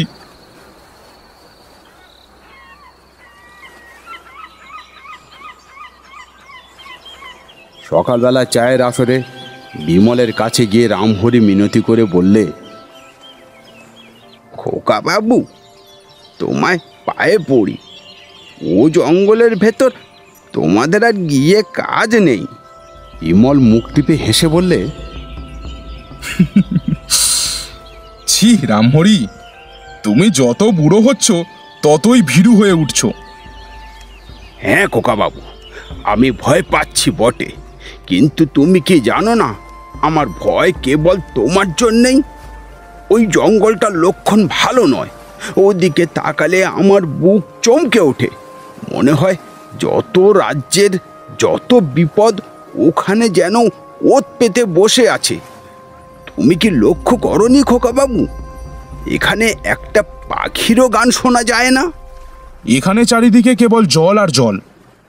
এই বিশাল সমুদ্র পার হয়ে কোনো গানের পাখি এত দূর উড়ে আসতে পারে না। কিন্তু ওই পাহাড়টার দিকে তাকিয়ে দেখো, ওখানে বসে রয়েছে কত সামুদ্রিক পাখি। ওরা গান গায় না বটে, কিন্তু চিৎকার করে যথেষ্ট। যেসব পাখি গান গাইতে পারে না তারা হচ্ছে অলক্ষণে, এই যেমন পেঁচা আর বাদু। তাদের দেখলেই মনে ওঠে বিপদ আপদের কথা। তা পাখি থাক আর না থাক, তুমি ওই জঙ্গলের ভেতরে যেও না বাপু। তা হয় না রামহরি। আমরা যে রহস্যের খোঁজে এত দূর এসেছি তাকে পাওয়া যাবে হয়তো ওই জঙ্গলের মধ্যেই। এই দ্বীপটা খুবই ছোট, ঘুরে আসতে আমাদের বেশি সময় লাগবে না। সুন্দরবাবুকে নিয়ে তুমি এখানেই থাকো, ফিরে এসে তোমাদের হাতের রান্না খাবো। 6 জন গুর্খা এখানে পাহারায় রইল, বাকি 6 জন যাবে আমাদের সঙ্গে। কিরে বাঘা, তুইও এখানে থাকবি না আমাদের সঙ্গে যাবি? কিন্তু বাঘা তাদের সঙ্গে যাবার জন্যেই প্রস্তুত। সে ল্যাজ নাড়তে নাড়তে বিমলের পায়ের কাছে ছুটে এসে বললে। তারপর বিমল, কুমার, জয়ন্ত ও মানিক যখন পথে বেরিয়ে পড়ল তখন বাঘা ছুটতে লাগলো সকলের আগে আগেই। ছোট্ট একটা নদী নাচতে নাচতে ছুটে চলেছে, দুই তট কল সঙ্গীতে পূর্ণ করে। মাঝে মাঝে তার জলরেখা হারিয়ে গিয়েছে বড় বড় ঝোপের তলায়। তারপর আরম্ভ হলো চড়াই। লতা পাতা ও তৃণগুল্মে অলঙ্কৃত ভূমি ক্রমেই উঠে গিয়েছে উপর দিকে। এখানে ওখানে দেখা যাচ্ছে ছোট্ট ছোট্ট শিলাখণ্ড। এক জায়গায় রয়েছে উষ্ণ প্রসবন, তার জল বেরিয়ে আসছে আগ্নেয় পাহাড়ের তপ্ত বুকের ভেতর থেকে। চড়াই যেখানে শেষ হয়েছে সেইখানে গিয়ে দাঁড়িয়ে দেখা গেল দ্বীপের অনেকটা অংশ চোখের সামনেই পড়ে রয়েছে রিফিল ম্যাপের মতো। নদী, পাহাড়, উপত্যকা, মাঠ ও অরণ্য ও শ্যামলতার পরেই দেখা যাচ্ছে সীমাহীন মহাসাগরের নির্মল নীলিমা। এছাড়া আর কিছুই নজরে পড়ে না। এখানে যে জীবজন্তু বাস করে কোথাও এমন চিহ্ন নেই। বিমল বললে, সূর্যের আলো চারিদিক ঝকঝক করছে বটে, কিন্তু সামনের ওই অরণ্যটাকে দেখে মনে হচ্ছে সূর্যকরও ওর ভেতরে প্রবেশ করতে পারে না। আমার মনে হচ্ছে ওই দ্বীপের বাসিন্দারা সূর্যকে ভয় করে। ওই অরণ্যের অন্ধকারের ভেতরে গেলে হয়তো আমরা তাদের আবিষ্কার করতে পারবো, কিন্তু সাবধান, বন্দুককে প্রস্তুত রেখে আমাদের ওই বনের ভেতরে গিয়ে ঢুকতে হবে। চারিদিকে তীক্ষ্ণ দৃষ্টি রেখে সকলে আবার অগ্রসর হলো ধীরে ধীরে। নিচের দিকে ছোট বড় পাথর, ঝোপঝাপ ও আগাছার জঙ্গল এবং মাথার উপরে লতার ঘন জালে বাঁধা মস্ত মস্ত গাছের শ্যামল পত্রছত্র। বাতাসের হিল্লোলে শোনা যাচ্ছে অশ্রান্ত তরু মর্মরের ভাষা। দেখতে দেখতে দিনের আলো যেন ঝিমিয়ে পড়ল। বনের ভেতর চারিদিকে নেমে এলো সন্ধ্যার আবছায়া। সেই আলো আঁধারি মাখা অরণ্যের অন্তপুর তখন হয়ে উঠল রীতিমতো রহস্যময়। তারা বনের ভেতর দিয়ে এগিয়ে যাচ্ছে বটে, কিন্তু এ হচ্ছে পার্বত্য প্রদেশের অরণ্য। এখানে বনের এক একটা অংশ হঠাৎ নেমে গিয়েছে নিচের দিকে। সেই রকম একটা জায়গায় গিয়ে দাঁড়িয়ে পড়ে বিমল সচমকে বলে উঠল, নিচের দিক থেকে শোনা যাচ্ছে কাদের কণ্ঠস্বর। সেগুলো মানুষের কণ্ঠস্বর, তাতে সন্দেহ নেই, কিন্তু পৃথিবীর সাধারণ মানুষ সেই রকম স্বরে কথা কয় না। তার চেয়েও বিস্ময়কর হচ্ছে আরও একটা ব্যাপার।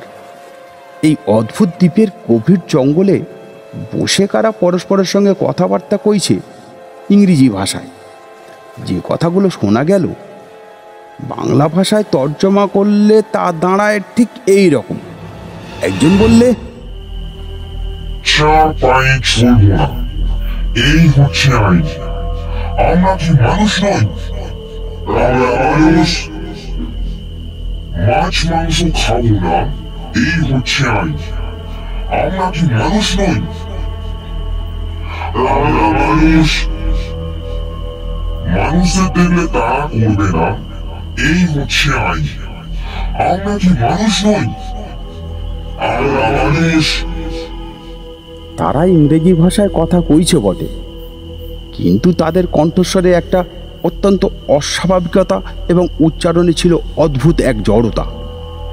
কৌতূহলী বিমল মাটির উপরে শুয়ে পড়ে বুকে হেঁটে পাহাড়ের ধারে গিয়ে নিচের দিকে মুখ বাড়িয়ে সাবধানে দেখতে লাগলো। অন্য সকলেও তার দৃষ্টান্ত অনুসরণ করলে। নিচের দিকে রয়েছে একটা খাদের মতো অপরিসর জায়গা। দুই দিকে জঙ্গলাকীর্ণ পাহাড় নিয়ে সংকীর্ণ একটা উপত্যকার মতো সেই খাদটা খানিক দূর পর্যন্ত এগিয়ে গিয়েছে। এর থেকে ওধারের পাহাড় পর্যন্ত আচ্ছন্ন করে উপরের দিকে রয়েছে এমন লতা পাতার জাল যে নিচের খাদের ভেতরে সূর্যরশ্মি একটা টুকরো পর্যন্ত প্রবেশ করছে না। ছায়া মাখা ময়লা আলোয় খানিক স্পষ্ট ও খানিক অস্পষ্টভাবে দেখা গেল সেখানে দাঁড়িয়ে রয়েছে কয়েকটা মানুষের মূর্তি। খানিকক্ষণ ভালো করে লক্ষ্য করার পর বোঝা গেল সেগুলো মানুষের মূর্তি হলেও তাদের দেহগুলো অমানুষিক বললেও অন্যায় হবে না। প্রত্যেক মূর্তিরই দেহের উপর অংশ যেমন বড়, পায়ের দিক তার তুলনায় তেমনি ছোট। তাদের মধ্যে যে মূর্তিটা সবচেয়ে বৃহৎ তাকে দেখলে বন মানুষ বা গরিলা ছাড়া আর কোনো জীবকেই মনে পড়ে না, অথচ তাকে গরিলা বলা চলেও না, কারণ তার দেহ খুব বেশি রোমশ নয় এবং তার মুখেও মাখানো রয়েছে প্রায় মানুষের মতো ভাব। অন্যান্য মূর্তিগুলি তেমনি উদ্ভট, প্রত্যেকটা দেখলেই কোনো না কোনো জন্তুর কথা স্মরণ হয়। একটা মূর্তিকে দেখতে তো প্রায় প্রকাণ্ড একটা শূকরের মতো, তার নাকের তলায় চিবুক আর ওষ্ঠাধারের কোনো চিহ্ন নেই বললেই চলে, অথচ সে দাঁড়িয়ে আছে মানুষের মতো দুই পায়ে ভর দিয়ে।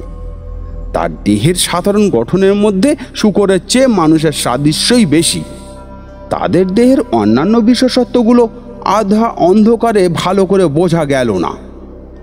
একটা বড় গাছের ডালের উপর থেকে নেমে এসেছিল কাছির মতো মোটা খুব লম্বা দুটো ঝুড়ি। গেরিলার মতো দেখতে মানুষটা হঠাৎ দুই হাতে সেই দুটো ঝুড়ি ধরে ফেলে অনায়াসে মাটির উপর থেকে খানিকটা উপরে উঠে বারংবার দোল খেতে লাগলো মনের আনন্দে। তারপর সেইভাবে শূন্য দুলতে দুলতে ভাঙা হেড়ে গলায় বললে, আবার জাহাজ এসেছে, আবার প্রভুরা এসেছে, আবার আমাদের শাস্তি পেতে হবে, আবার আমাদের শাস্তি পেতে হবে। নিচে থেকে অন্য মূর্তিগুলো সমস্বরে বলে উঠল, আবার আমাদের শাস্তি পেতে হবে, আবার আমাদের শাস্তি পেতে হবে। কুমার হঠাৎ বিমলের গায়ে একটা ঠেলা মারলে। বিমল সচমকে মুখ ফেরাতেই কুমার ইঙ্গিতের সামনের দিকটা দেখিয়ে দিলে। যা দেখা গেল তা ভয়াবহ। খাদের ওপাশে পাহাড়ের উপর ছিল নানা জাতীয় গাছের তলায় একটানা ঝোপের সার। একটা ঝোপের ভেতর থেকে বাইরে বেরিয়ে আছে প্রকাণ্ড ও বিভৎস একখানা মুখ। সেটা যে কোন জীবের মুখ কিছুই বোঝবার উপায় নেই। সেই ভয়ঙ্কর মুখের গড়ন খানিকটা সিংহের মতো, খানিকটা ভল্লুকের মতো এবং খানিকটা গন্ডারের মুখের মতো। পৃথিবীর দৃষ্টি নিশ্চয়ই কোনোদিন এমন অভাবিত ও অপার্থিব জীবকে দর্শন করার সুযোগ পায়নি। পণ্ডিতরা বলেন, প্রাগৈতিহাসিক যুগে আদিম পৃথিবীতে আশ্চর্যরূপে বিভৎস ও বিপুল বপুর জীবরা নাকি বিচরণ করত। মাটি খুঁড়ে তাদের অনেকের কঙ্কাল আবিষ্কার করা হয়েছে এবং পণ্ডিতরা সেই সব কঙ্কাল দেখে তাদের চেহারা কতটা অনুমান করে নিয়েছেন।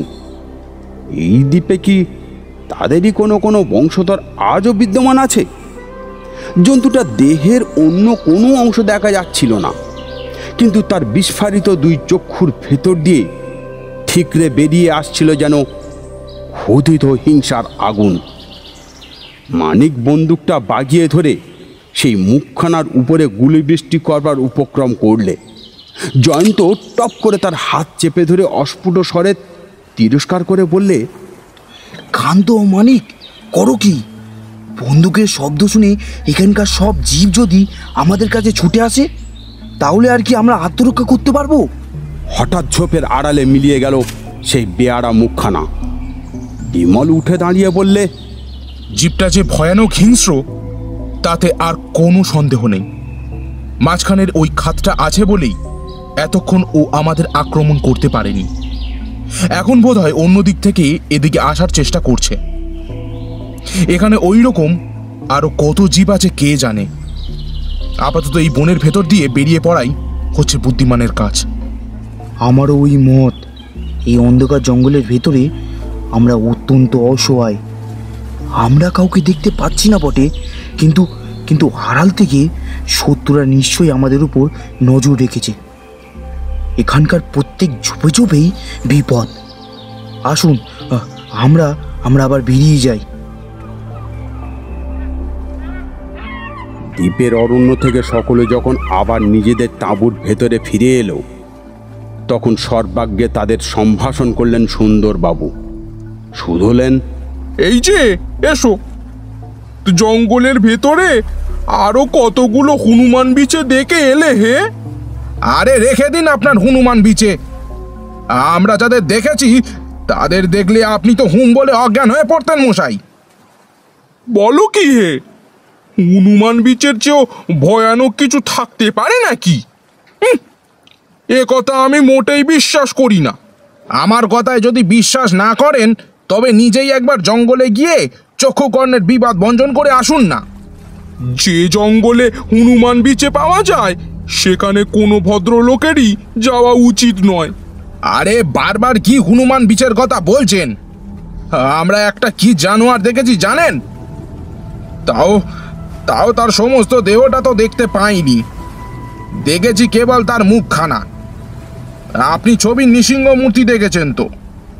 এ মূর্তি দেখলে নৃসিংহ ভয়ে পিঠ টান না দিয়ে পারবে না মশাই।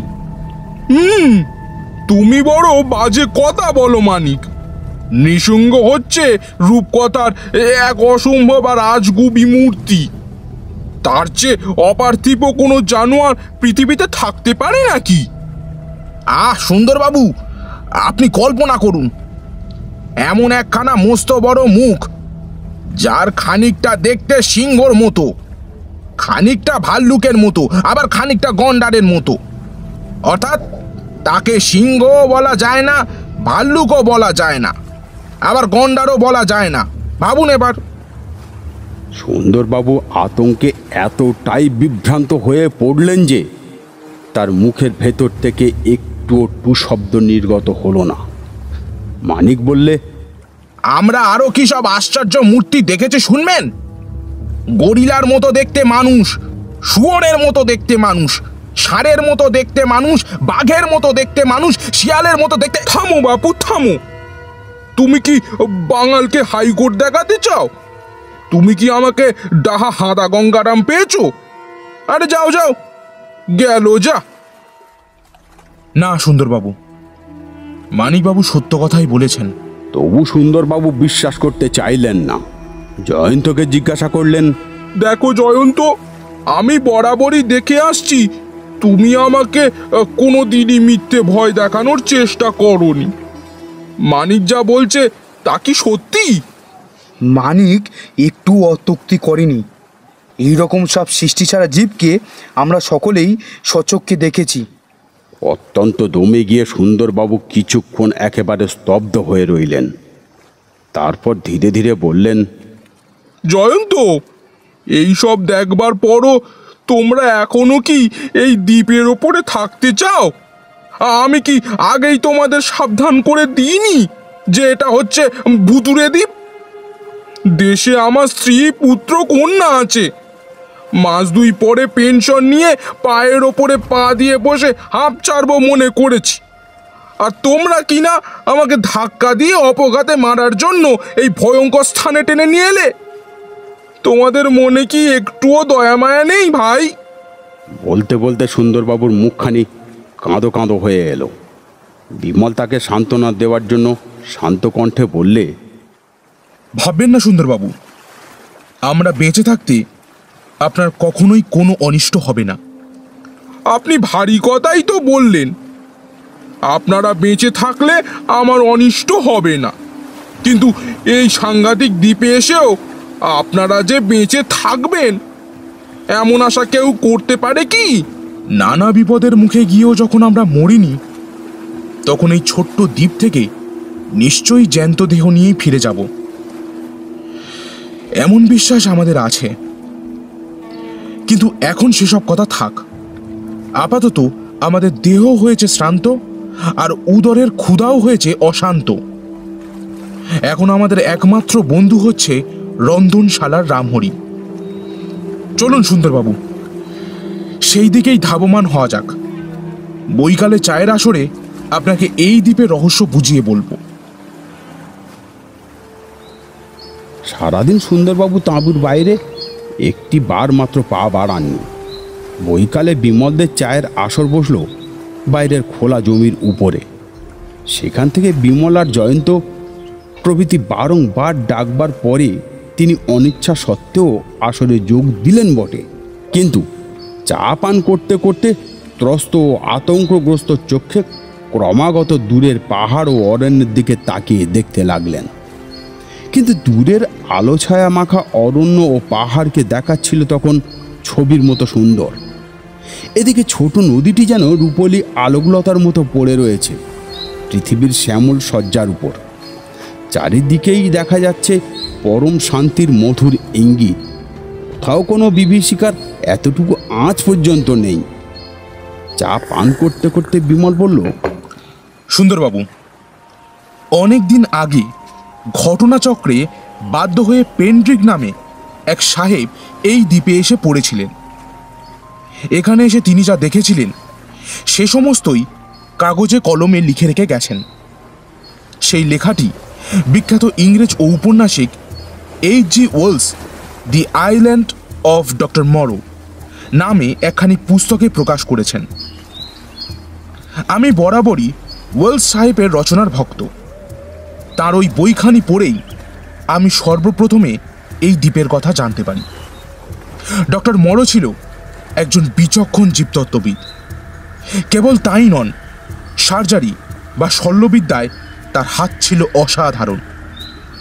অনেক গবেষণার পর তিনি এই সিদ্ধান্তে উপস্থিত হন যে বিভিন্ন জন্তুর জীবন্ত দেহের ওপরে অস্ত্রোপচার করে তাদের দেহগুলোকে মানুষের দেহের মতো করে তোলা যায়। বেশ বোঝা যাচ্ছে ওই ডক্টর মোড়ো ছিলেন দস্তুর মতো উন্মাদগ্রস্ত ব্যক্তি।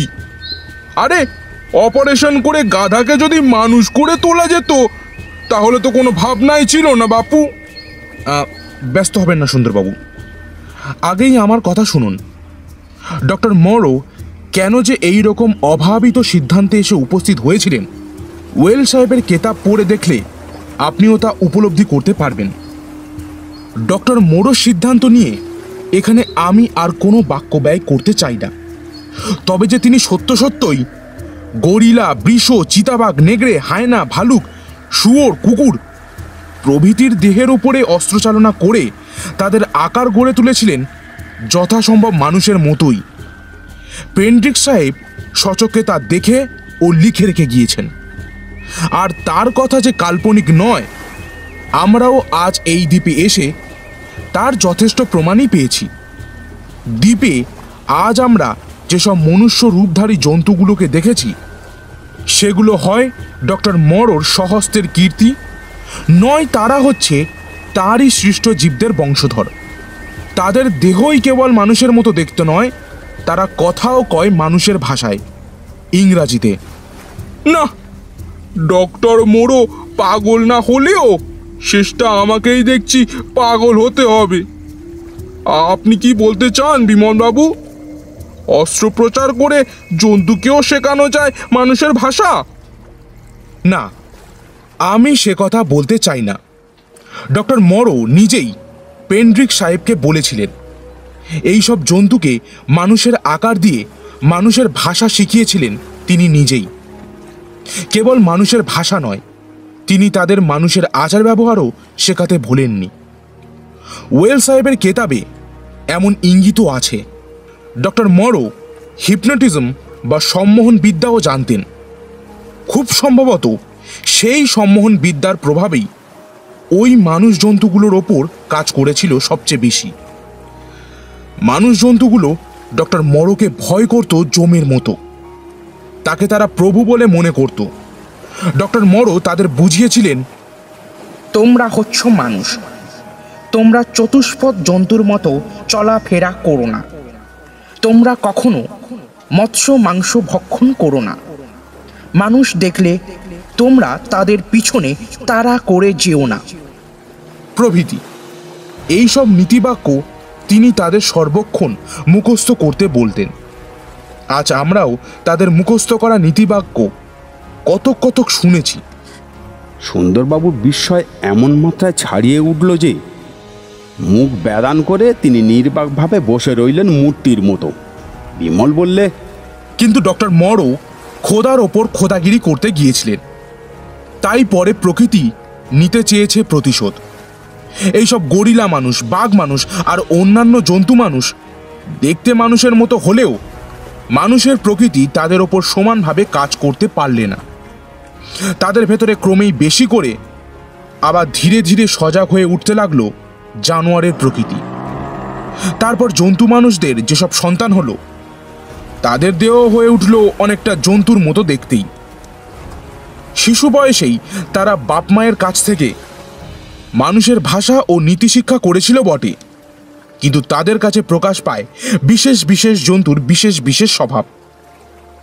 আজ তাদের মাংস খেতে আপত্তি নেই, মানুষ দেখলে হিংস্র জন্তুর মতো তাড়া করবে, আর মাঝে মাঝে দু পায়ে ভর দিয়ে দাঁড়ালেও এখন তারা বিচরণ করবে চতুষ্পদ জন্তুর মতো। তাদের বংশধররা হয়তো জন্মাবধি অবিকল জন্তুর দেহ নিয়ে জন্মগ্রহণ করবে, হয়তো মানুষের ভাষায় কথা কইবার শক্তি পর্যন্ত তাদের থাকবে না। ধরলুম এই দ্বীপে বাস করে কতগুলো আজব জন্তু মানুষ, কিন্তু আমি যে হনুমান বিচেটাকে দেখেছি তার সঙ্গে তো কোনো মানুষের কি কোনো বিশেষ জন্তুর চেহারার কিছুই মেলে না। সেটা এই দ্বীপে এলো কেমন করে? তারপর ধরুন, আপনারা আজ যে কিংভূত কিমাকার সিংহ ভাল্লুক গন্ডার দেখেছেন, তাকেও তো তুচ্ছ করে উড়িয়ে দিতে পারি না মশাই। পেন্ড্রিক সাহেবের কাছে ডক্টর মরো বলেছিলেন, জন্তু মানুষের পর জন্তু মানুষ গড়তে গড়তে তার যখন একঘেয়ে লাগতো, তখন তিনি বৈচিত্র্যের জন্য একাধিক জন্তুর চেহারা মিশিয়ে মাঝে মাঝে সৃষ্টি ছাড়া সব জানোয়ার তৈরি করতেন। ওই হনুমান বিচে প্রভৃতি সেই সব জানোয়ারেরই নমুনা। আপনার ওই পেন্ডিক সাহেব আর ডক্টর মোরো জাহান্নামে গেলেও আমার কোনো আপত্তি নেই, কিন্তু উপস্থিত নিজেদের কথাও ভেবে দেখতে হবে তো। ওই নরদেহধারী যন্ত্রগুলো আর জন্তু দেহধারী উলঙ্গ বিভীষিকাগুলো যদি আমাদের আক্রমণ করে। এর মধ্যে যদি টডির কিছু নেই, ওরা আমাদের আক্রমণ করবেই। কি করে জানলেন আপনি? কারণ ওরা আমাদের দেখেছে। ওদের মধ্যে যারা বেশি হিংস্র, তারা নিশ্চয়ই আজ রাত্রে শান্তভাবে চুপ করে বাসায় বসে থাকবে না। কিন্তু আপনি কেবল রাতের কথাই তুলছেন কেন? আমাদের আক্রমণ করার ইচ্ছা থাকলে ওরা তো দিনের বেলাতেও আসতে পারে, কি তাই না? আপনি কি হিংস্র জন্তুদের স্বভাব জানেন না? দিনের বেলায় তাদের হিংস্র মন আধ ঘুমন্ত অবস্থায় থাকে। দিনের আলো নেভার সঙ্গে সঙ্গেই তাদের প্রকৃতির নিষ্ঠুরতা জাগ্রত হয়ে ওঠে ধীরে ধীরে। রাত যত বাড়ে তাদের হিংস্রভাবও তত বেশি হয়ে ওঠে। সেই সময় তারা বেরিয়ে পড়ে দলে দলে জীব শিকারে। আমার অনুমান সত্য কি না, আজ রাত্রেই পাওয়া যাবে তার প্রমাণ। মাফ করবেন মশাই, আমি প্রমাণ কিছুই পেতে চাইনে। এ মুহূর্তেই আমি জাহাজে গিয়ে উঠতে চাই। এই দ্বীপের সব জীবই যে হিংস্র আর হত্যাকারী, আমি সে কথা মনে করি না।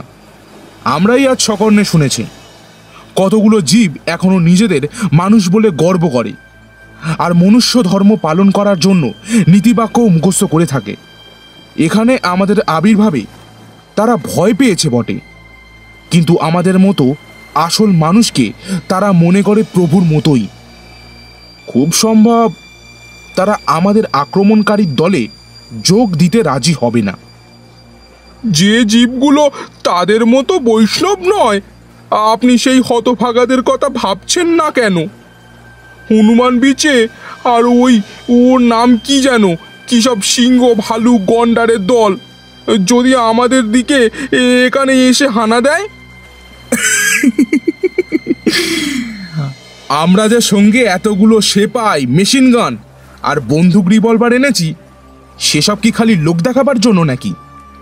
কুমার, আর খানিক পরেই সন্ধ্যা নামবে।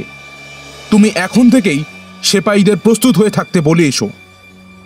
সকলেই যেন এক একটা ঝোপঝাড় বেছে নিয়ে ওই বন আর নদীর দিকে রাখে সতর্ক দৃষ্টি।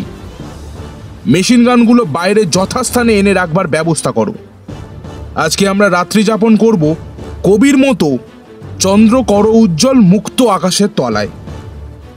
তফাৎ খালি এই, কবিরা ব্যবহার করেন মসি, আমরা হব অসির ভক্ত। কিন্তু এই অসাময়িক কবিত্বের জন্যে সুন্দরবাবুর গা যেন জ্বলে গেল। একে তো যুদ্ধের আয়োজনের কথা শুনেই তার বুকের ভেতরে জেগেছে ঢিপ ঢিপ শব্দ, তার উপরে আবার এই কবিত্বের অত্যাচার। এতটা আর সহ্য হলো না। তিনি তাড়াতাড়ি দোদুল্যমান ভুঁড়ি নিয়ে ছুটলেন সকলের নামে নালিশ করতে রামহরির কাছে।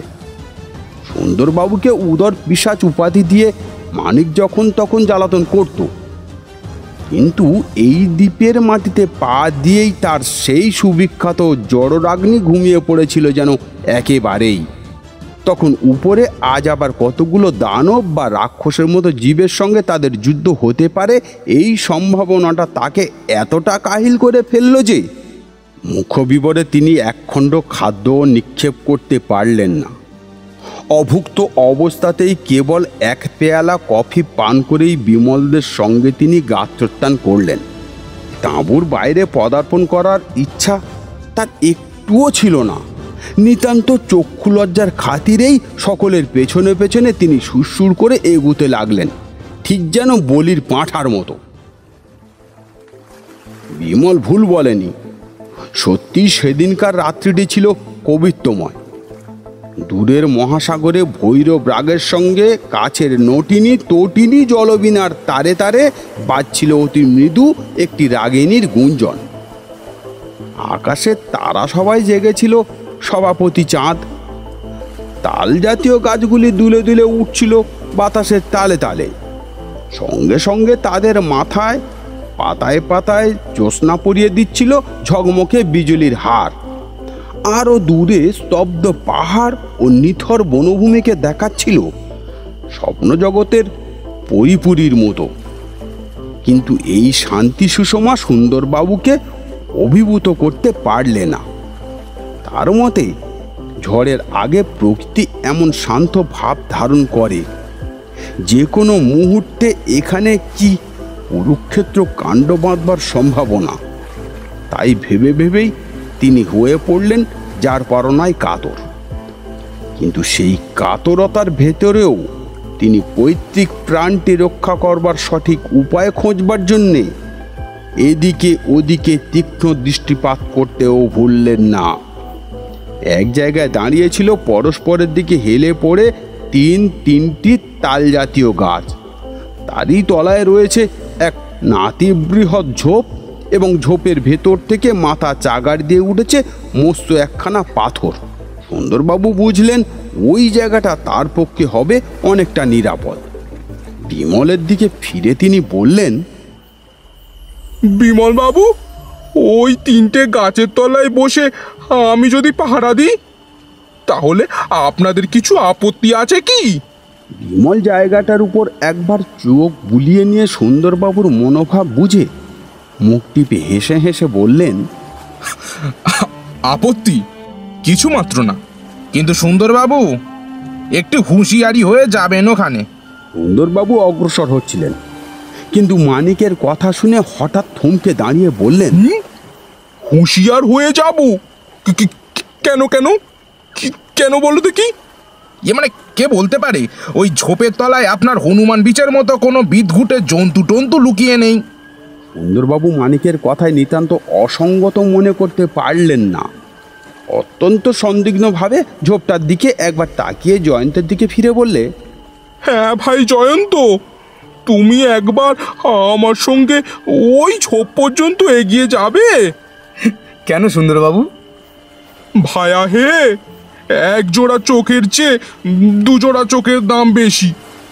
দুজনে মিলে ঝোপটা একবার পরীক্ষা করে দেখব ওখানে যাচ্ছে তাই মানে ওই জাতীয় কিছু একটা ঘাপটি মেরে আছে কিনা। জয়ন্ত হাসতে হাসতে সুন্দরবাবুর সঙ্গে অগ্রসর হয়ে সেই ঝোপ পর্যন্ত গেল। না, সেখানে সন্দেহজনক কিছুই আবিষ্কৃত হলো না। সুন্দরবাবু তখন একটা স্বস্তির নিঃশ্বাস ফেলে 4 হাত পায়ে গুঁড়ি মেরে ঝোপের ভেতরে ঢুকে বললেন, কপালে আজ কি লেখা আছে কে জানে। রাত্রির মৌনব্রত ভাঙবার চেষ্টা করছিল অশান্ত মহাসাগরের অশান্ত জনকল্লোল। আকাশের সায়রে সাঁতার কেটে চাঁদ এগিয়ে আসছে অনেকখানি। চারিদিকে পুলক ছড়িয়ে দিয়েছে স্বচ্ছ আলো। এখানে ওখানে ছায়ার সঙ্গে লুকোচুরি খেলা খেলছে জ্যোৎস্না। মাঝে মাঝে ছোট্ট নদীর ক্ষীণ রেখাটি দেখা যাচ্ছে গলনারা হীরের মতো। কেটে গেল প্রথম রাত্রি। প্রকৃতির ভেতর আলোকোৎসব হচ্ছে বটে, কিন্তু জ্যোৎস্নাকে হার মানিয়ে দেয় এমন একটা সুতীব্র ও সুদীর্ঘ আলোক আজ এখানে ঘোরাফেরা করছে, এই ক্ষুদ্র দ্বীপের এধার ওধার পর্যন্ত। সেটা হচ্ছে জাহাজের শক্তিশালী সার্চ লাইট। অন্ধকারকে নির্বাসিত করবার জন্যে কুমারী আজ আলোর ব্যবস্থা করে এসেছে।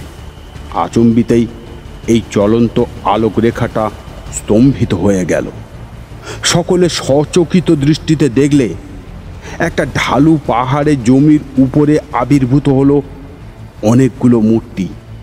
দল বেঁধে তারা নিচের দিকে নেমে আসতে লাগলো। চোখে দূরবীন লাগিয়ে বিমল বললে, ওদের মানুষ বলেই মনে হচ্ছে, কিন্তু ওরা হাঁটছে চতুষ্পদ জন্তুর মতো।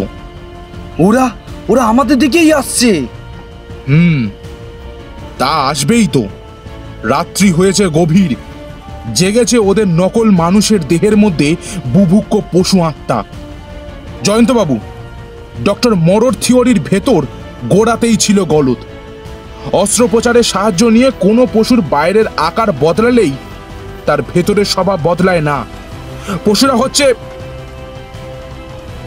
সে আরও কিছুক্ষণ বলতে যাচ্ছিল, কিন্তু বলতে বলতে হঠাৎ থেমে গেল। সার্চ লাইটের সীমার মধ্যে এসে দাঁড়ালো আরও একদল মূর্তি। তারা দেখতে কেবল মানুষের মতো নয়, হাঁটছেও ঠিক মানুষের মতোই দুই পায়ে। দূর থেকে একটা অস্পষ্ট কিন্তু গম্ভীর স্বরে বললে, 4 পায়ে চলবো না, এই হচ্ছে আইন। আমরা কি মানুষ নই? আমরা মানুষ। মাছ মাংস খাবো না, এই হচ্ছে আইন। আমরা কি মানুষ নই? আমরা মানুষ। মানুষদের দেখলে তারা করবে না, এই হচ্ছে আইন। আমরা কি মানুষ নই? আমরা মানুষ। শুনছেন শুনছেন জয়ন্তবাবু? ওই দ্বীপের সব নরপশু এখনো ডক্টর মরর শিক্ষা ভোলেনি। এর একটা কারণও অনুমান করতে পারি। খুব সম্ভব যারা আমাদের আক্রমণ করতে চায় তারা হচ্ছে ডক্টর মরর দ্বারা সৃষ্ট নরপশুদের বংশধর। তারা ডক্টর মরকে দেখেওনি, তাই তার সম্মোহনী শক্তি তাদের ওপর প্রভাব বিস্তার করতে পারেনি। সুন্দরবাবুও নিজের ঝোপে বসে সব দেখছিলেন এবং শুনছিলেন, এবং ক্ষণে ক্ষণে উঠছিলেন চমকে চমকে। মাঝে মাঝে এটাও ভাবছিলেন যে এমন ভয়ানক জায়গা এইভাবে একলা একটা ঝোপের ভেতরে বসে থাকা মোটেই নিরাপদ নয়। বিমলদের সঙ্গে যোগ দেওয়ার জন্য তার ইচ্ছা ক্রমেই প্রবল হয়ে উঠেছিল। বিখ্যাত প্রবোধ বচনটি একটু বদলে নিয়ে মনে মনে তিনি বলছিলেন, 10 মিলে করি কাজ, হাড়ি মরি নাই লাজ। 10 মিলে করি কাজ, হাড়ি মরি নাই লাজ। 10 মিলে করি কাজ, হাড়ি মরি নাই লাজ। শেষটায় সত্য সত্যই তিনি যখন নিজের ঝোপটি ত্যাগ করে বহির্গত হবার উপক্রম করছেন, তখন ঘটে গেল একটা অকল্পিত এবং ভয়ঙ্কর ঘটনা। ওরে বাবা রে, ভূতে ধরলো রে!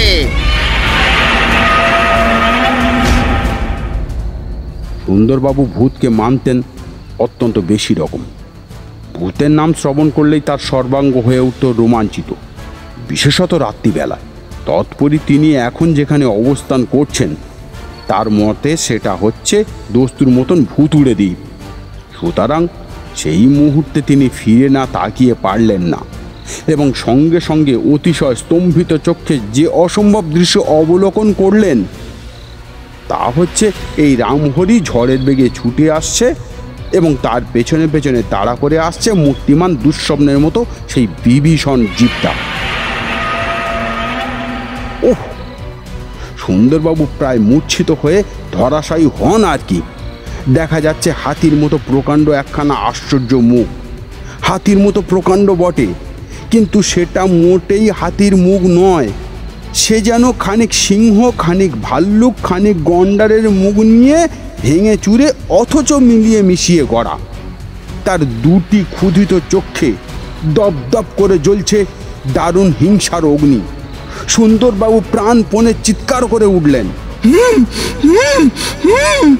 পর মুহূর্তেই দেখা গেল বাঘা, এবং শোনা গেল তার ক্রুদ্ধ চিৎকার। মস্ত একটা লাভ মেরে বাঘা সেই মুখখানার পেছনে এসে পড়ে অদৃশ্য হয়ে গেল।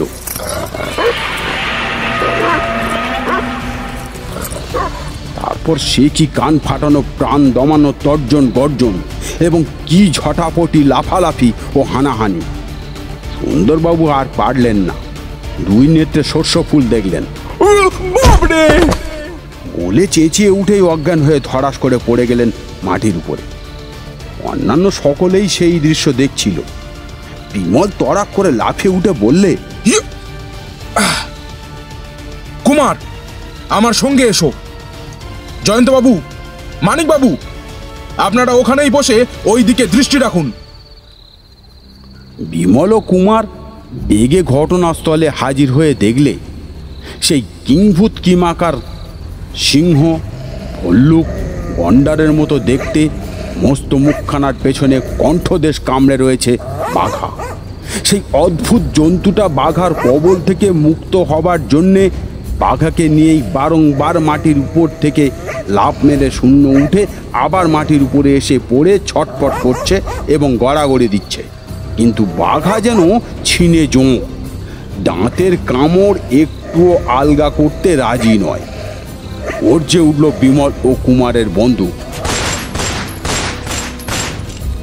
সিংহ, ভল্লুক, গন্ডারের মুখ আর একবার বাঘাকে নিয়ে শূন্যে লম্ফ ত্যাগ করে আবার ধরাশয়ী হয়ে দুই একবার ছটপট করে স্থির হয়ে গেল। কুমার বন্দুকের অগ্রভাগ দিয়ে সেই জীবটার দেহকে পরীক্ষা করে বললে, আয় রে আমার বাঘা, আয় রে আমার মহাবীর। ওটা একেবারে পাথরের মতো মরে গেছে, সাঙ্গ হয়েছে লীলা খেলা। ভাই কুমার, ডক্টর মরোর বিচিত্র খেয়াল এ কি যন্ত্র সৃষ্টি করেছে। দেখো দেখো, ওই দেখো, একটা বড় হাতির মতো মুখ, কিন্তু ওই মুখের তলায় রয়েছে মাত্র হাত দেড়েক লম্বা আর হাতখানেক চওড়া একটা থলের মতো দেহ। আর সেই দেহের তলায় রয়েছে কুমিরের পায়ের মতো চারখানা ছোট ছোট পা। এ যেন পর্বতের মুশিক প্রসব। বিমল বাবু, কুমার বাবু!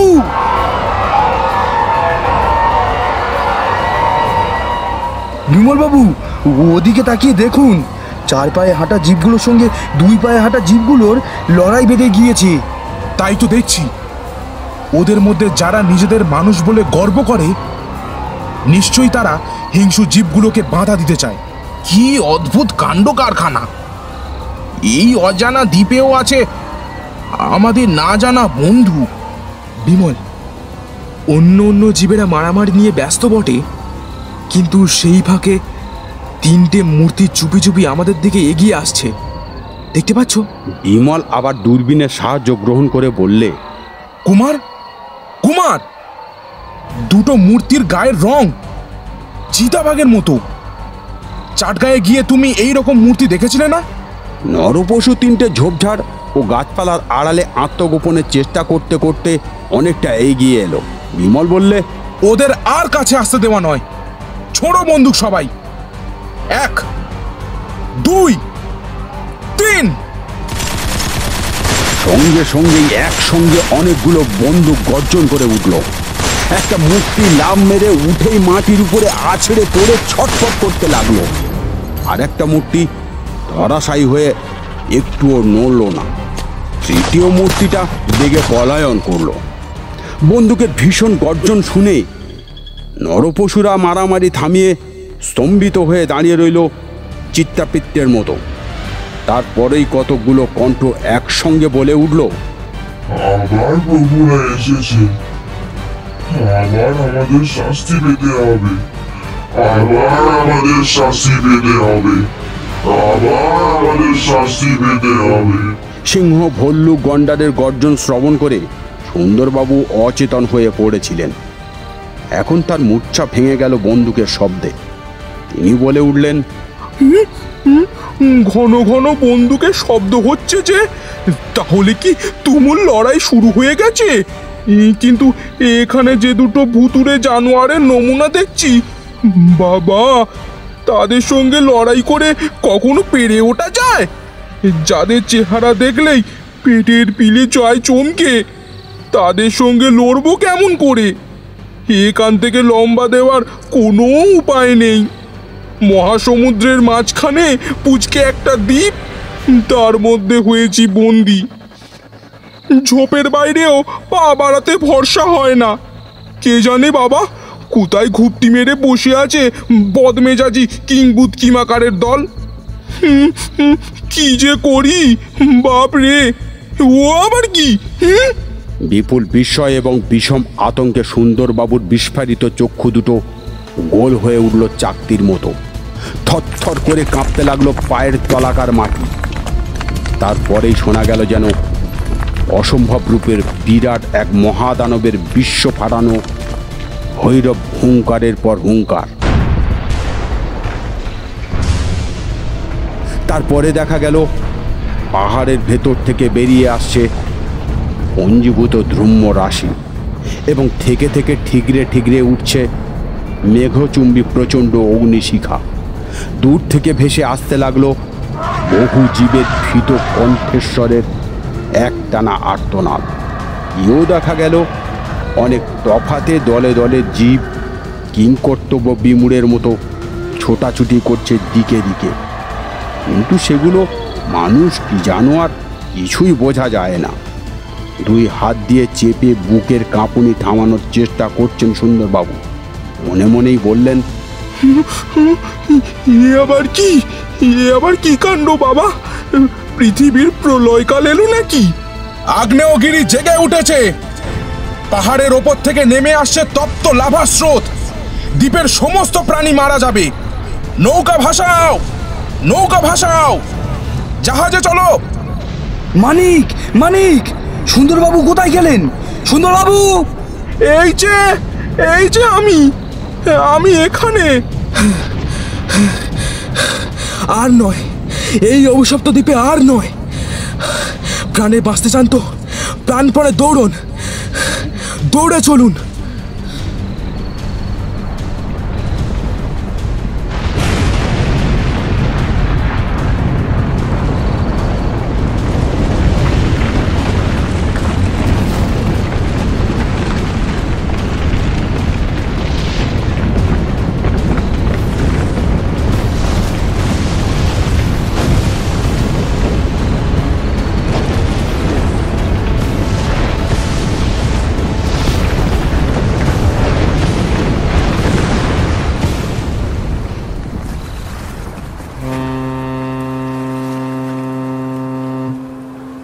জাহাজ ছুটছে, তার আর দ্বীপের মাঝখানে এখন অনেকখানি ব্যবধান, কিন্তু দ্বীপের দিকে তাকালে এখন কেবল দেখা যায় বিপুল ধূম্রপুঞ্জের সঙ্গে বিরাট অগ্নিকাণ্ড।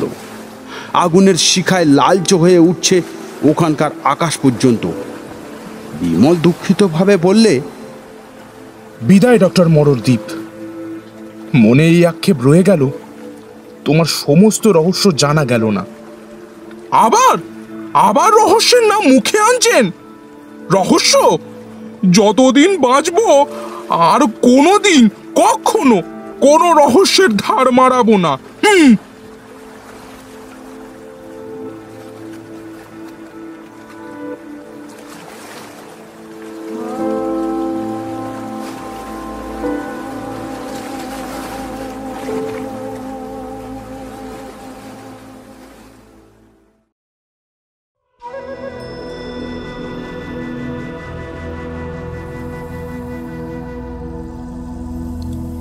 শুনছিলেন হেমেন্দ্র কুমার রায়ের কলমে বিমল কুমার ও মানিক জয়ন্তের মিলিত অভিযান প্রশান্তের আগ্নেয়দ্বীপ।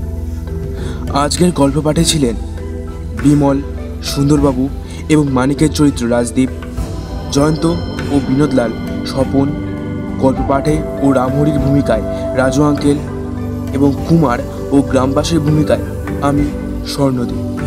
জন্তু ও সমবেত কণ্ঠে রাজদীপ, স্বপন, রাজু আঙ্কেল, স্বর্ণদীপ এবং রাহি। গল্পটি ভালো লাগলে একটি লাইক দিয়ে চ্যানেলটিকে সাবস্ক্রাইব করতে ভুলবেন না। সবাই ভালো থাকবেন, সুস্থ থাকবেন। শুভরাত্রি।